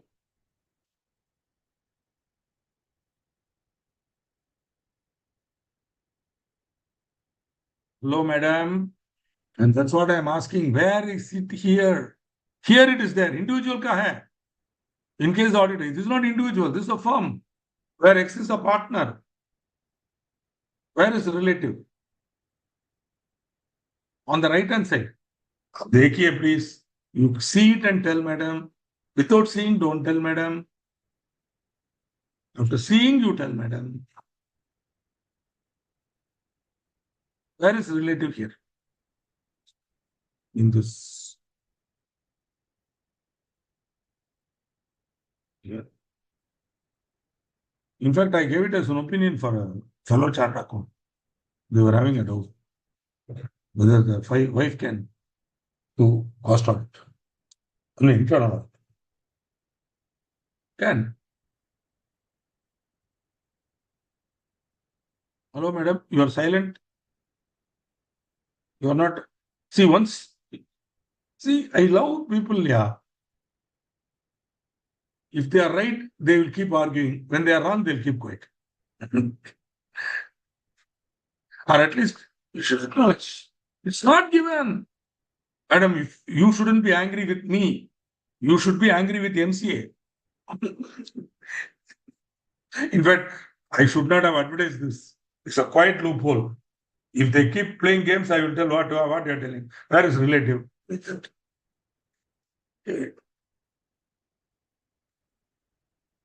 See, friends, reading the section is not easy, ma. Law. See, again, I'll tell you, you'll say, sir, company law not important, sir. Company secretary is there, not taken. Agreed. Though that is a wrong argument. Even though company secretaries are there, you and I, as chartered accountant, are fully responsible for compliance with company law also. That you cannot plead that as an excuse.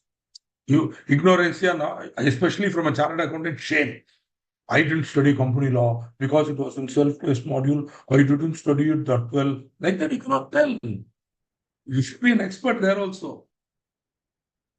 Also, income tax. See, you think same income tax is also law, boss. Same level of depth of reading you have to do for income tax also. So-called experts in tax Please understand. Income tax is also a law. So these are all procedural matters. I'm not trying to. Normally, audit is happened for one term of 5 consecutive years. In case of firm, one more term they can go. See, very important. In that chart, you include this also. Companies that have to have rotation of auditors. All unlisted companies having paid up share capital, all private companies, all companies having a paid up share capital below threshold limit, but having public borrowings. OPC and small companies are excluded. Small company, no rotation, even though it may exceed these limits. So, for listed company, automatic rotation. Okay. So, for these companies which are satisfying the criteria, auditor can be appointed individual only for 5 years. Firm 5 plus 5, 10 years. Okay. After the term of auditor is expired, they cannot reappoint them. Also, they cannot reappoint a firm in which a common partner is there. If common partner is there, they cannot reappoint. See here, Ram, Rahim, and Robert, firm of chartered accountants, 3 partners. Ram, Rahim, and Robert. Robert is the common partner in Robert Associates, an LLP. Ram, Rahim, Robert, and co were appointed as auditors of Rainbow for 2 consecutive 5 years. Now the company wants to appoint Robert. Can they do Robert Associates? Can they do so? No. Because there is a common partner, Mr. Robert. Now I want you to give the answer for this. We will go for another 5 minutes maximum and close. Almost over.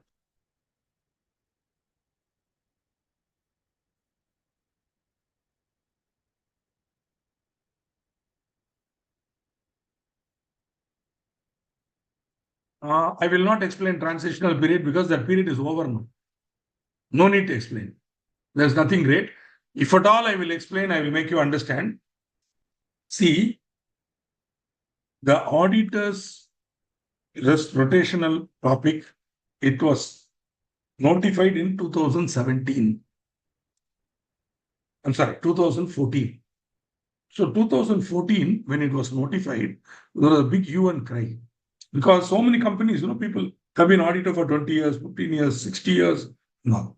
Suddenly they have to be removed and new man has to come. Even the companies found it very difficult. So central government said, from the date of notification, 3 years, the provision will not work. You have a grace period, you have a transitional period of 3 years. So, based on that, you have to compute the period when they have to change. So, what happens? 14. In 14, I am an auditor. I have already completed 10 years, more than 10 years. Now the firm has to be changed. Somebody else has to be appointed. Correct? But immediately, no. Another 3 years, our firm will continue to be auditor after that. So if a company has completed 10 years already, then in 14, then they can be auditor up to 17, meaning 15 March, 16 March, 17 March. 17 AGM, get out. But suppose when it was notification came, we have completed only 6 years. Then I have another 4 years. Normal period I can enjoy, which means 15, 16, 17, 18, then 3 years, 19, 20, 21. So only in 21, we can be reappointed. We can be changed. Rotation apply only in 20. Have you understood? So depending on that, sir, I have been appointed only 1 year. Oh, sir, no problem. You got 9 years now. So 15, 16, 17, 18, 19, 20, 21, 22, 23, then 3 years, 24, 25, 26. Only in 26 they will. Okay. Have you understood transitional period, madam? That's all. There's nothing great. For that, one chart is given in the material also. Logic is this only. What is your balance period? Add 3. Suppose you have completed 10, nothing, only 3. That's all. Got it? Now, the next year this will lose its meaning, because suppose a guy is appointed, minimum 1 year will be there. You can't be started 0. So, man was appointed for 1 year in 14. The first year in 14. That fellow also 26, it will be over. 26, it will be over. But transitional period is still continuing. Guy who has got only one, completed only 1 year, another 9 years there for him. So that gentleman also has to be on rotation in 26. You got it? Exactly. Add 3 years. That's all. To whatever is your existing period. See, if I have completed 1 year, I got another 9 years. Completed 2 years, 8 years. 8 plus 3 you take. So then only. So the grace period is added. Suppose in 14 I've already completed more than 10, then grace period of 3 years is there for me. So 17 means 14 means 15, 16, 17. So on 17 March, all of us got. Most of my cases, our firm is more than 50 years, 30 years auditor, 30, 60 years auditor, like that. Our clients are all with us for 40 years, 50 years. Our firm is 50 years old. Some of our clients are 60 years old. So they are all crying, literally weeping. Srikanth, what are you telling? You wouldn't be an auditor. No, I won't be your auditor. MCA is telling I'm a crook, and no. You are my trusted advisor. Sir, please, like that.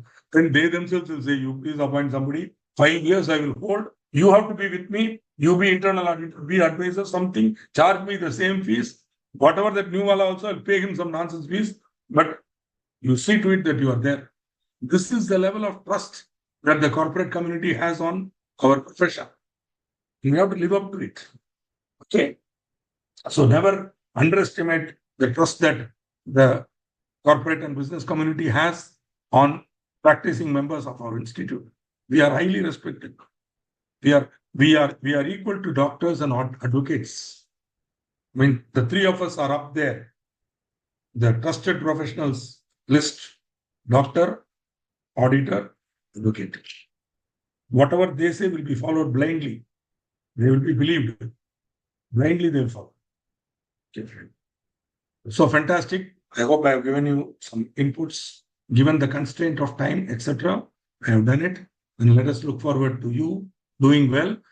Not only have I taught you subject, I hope I am also teaching you approach, methodology. That is more important. Subject, because you mug up, you will become authority. Yeah. I'm sure all of you are capable of reading that book and becoming authority.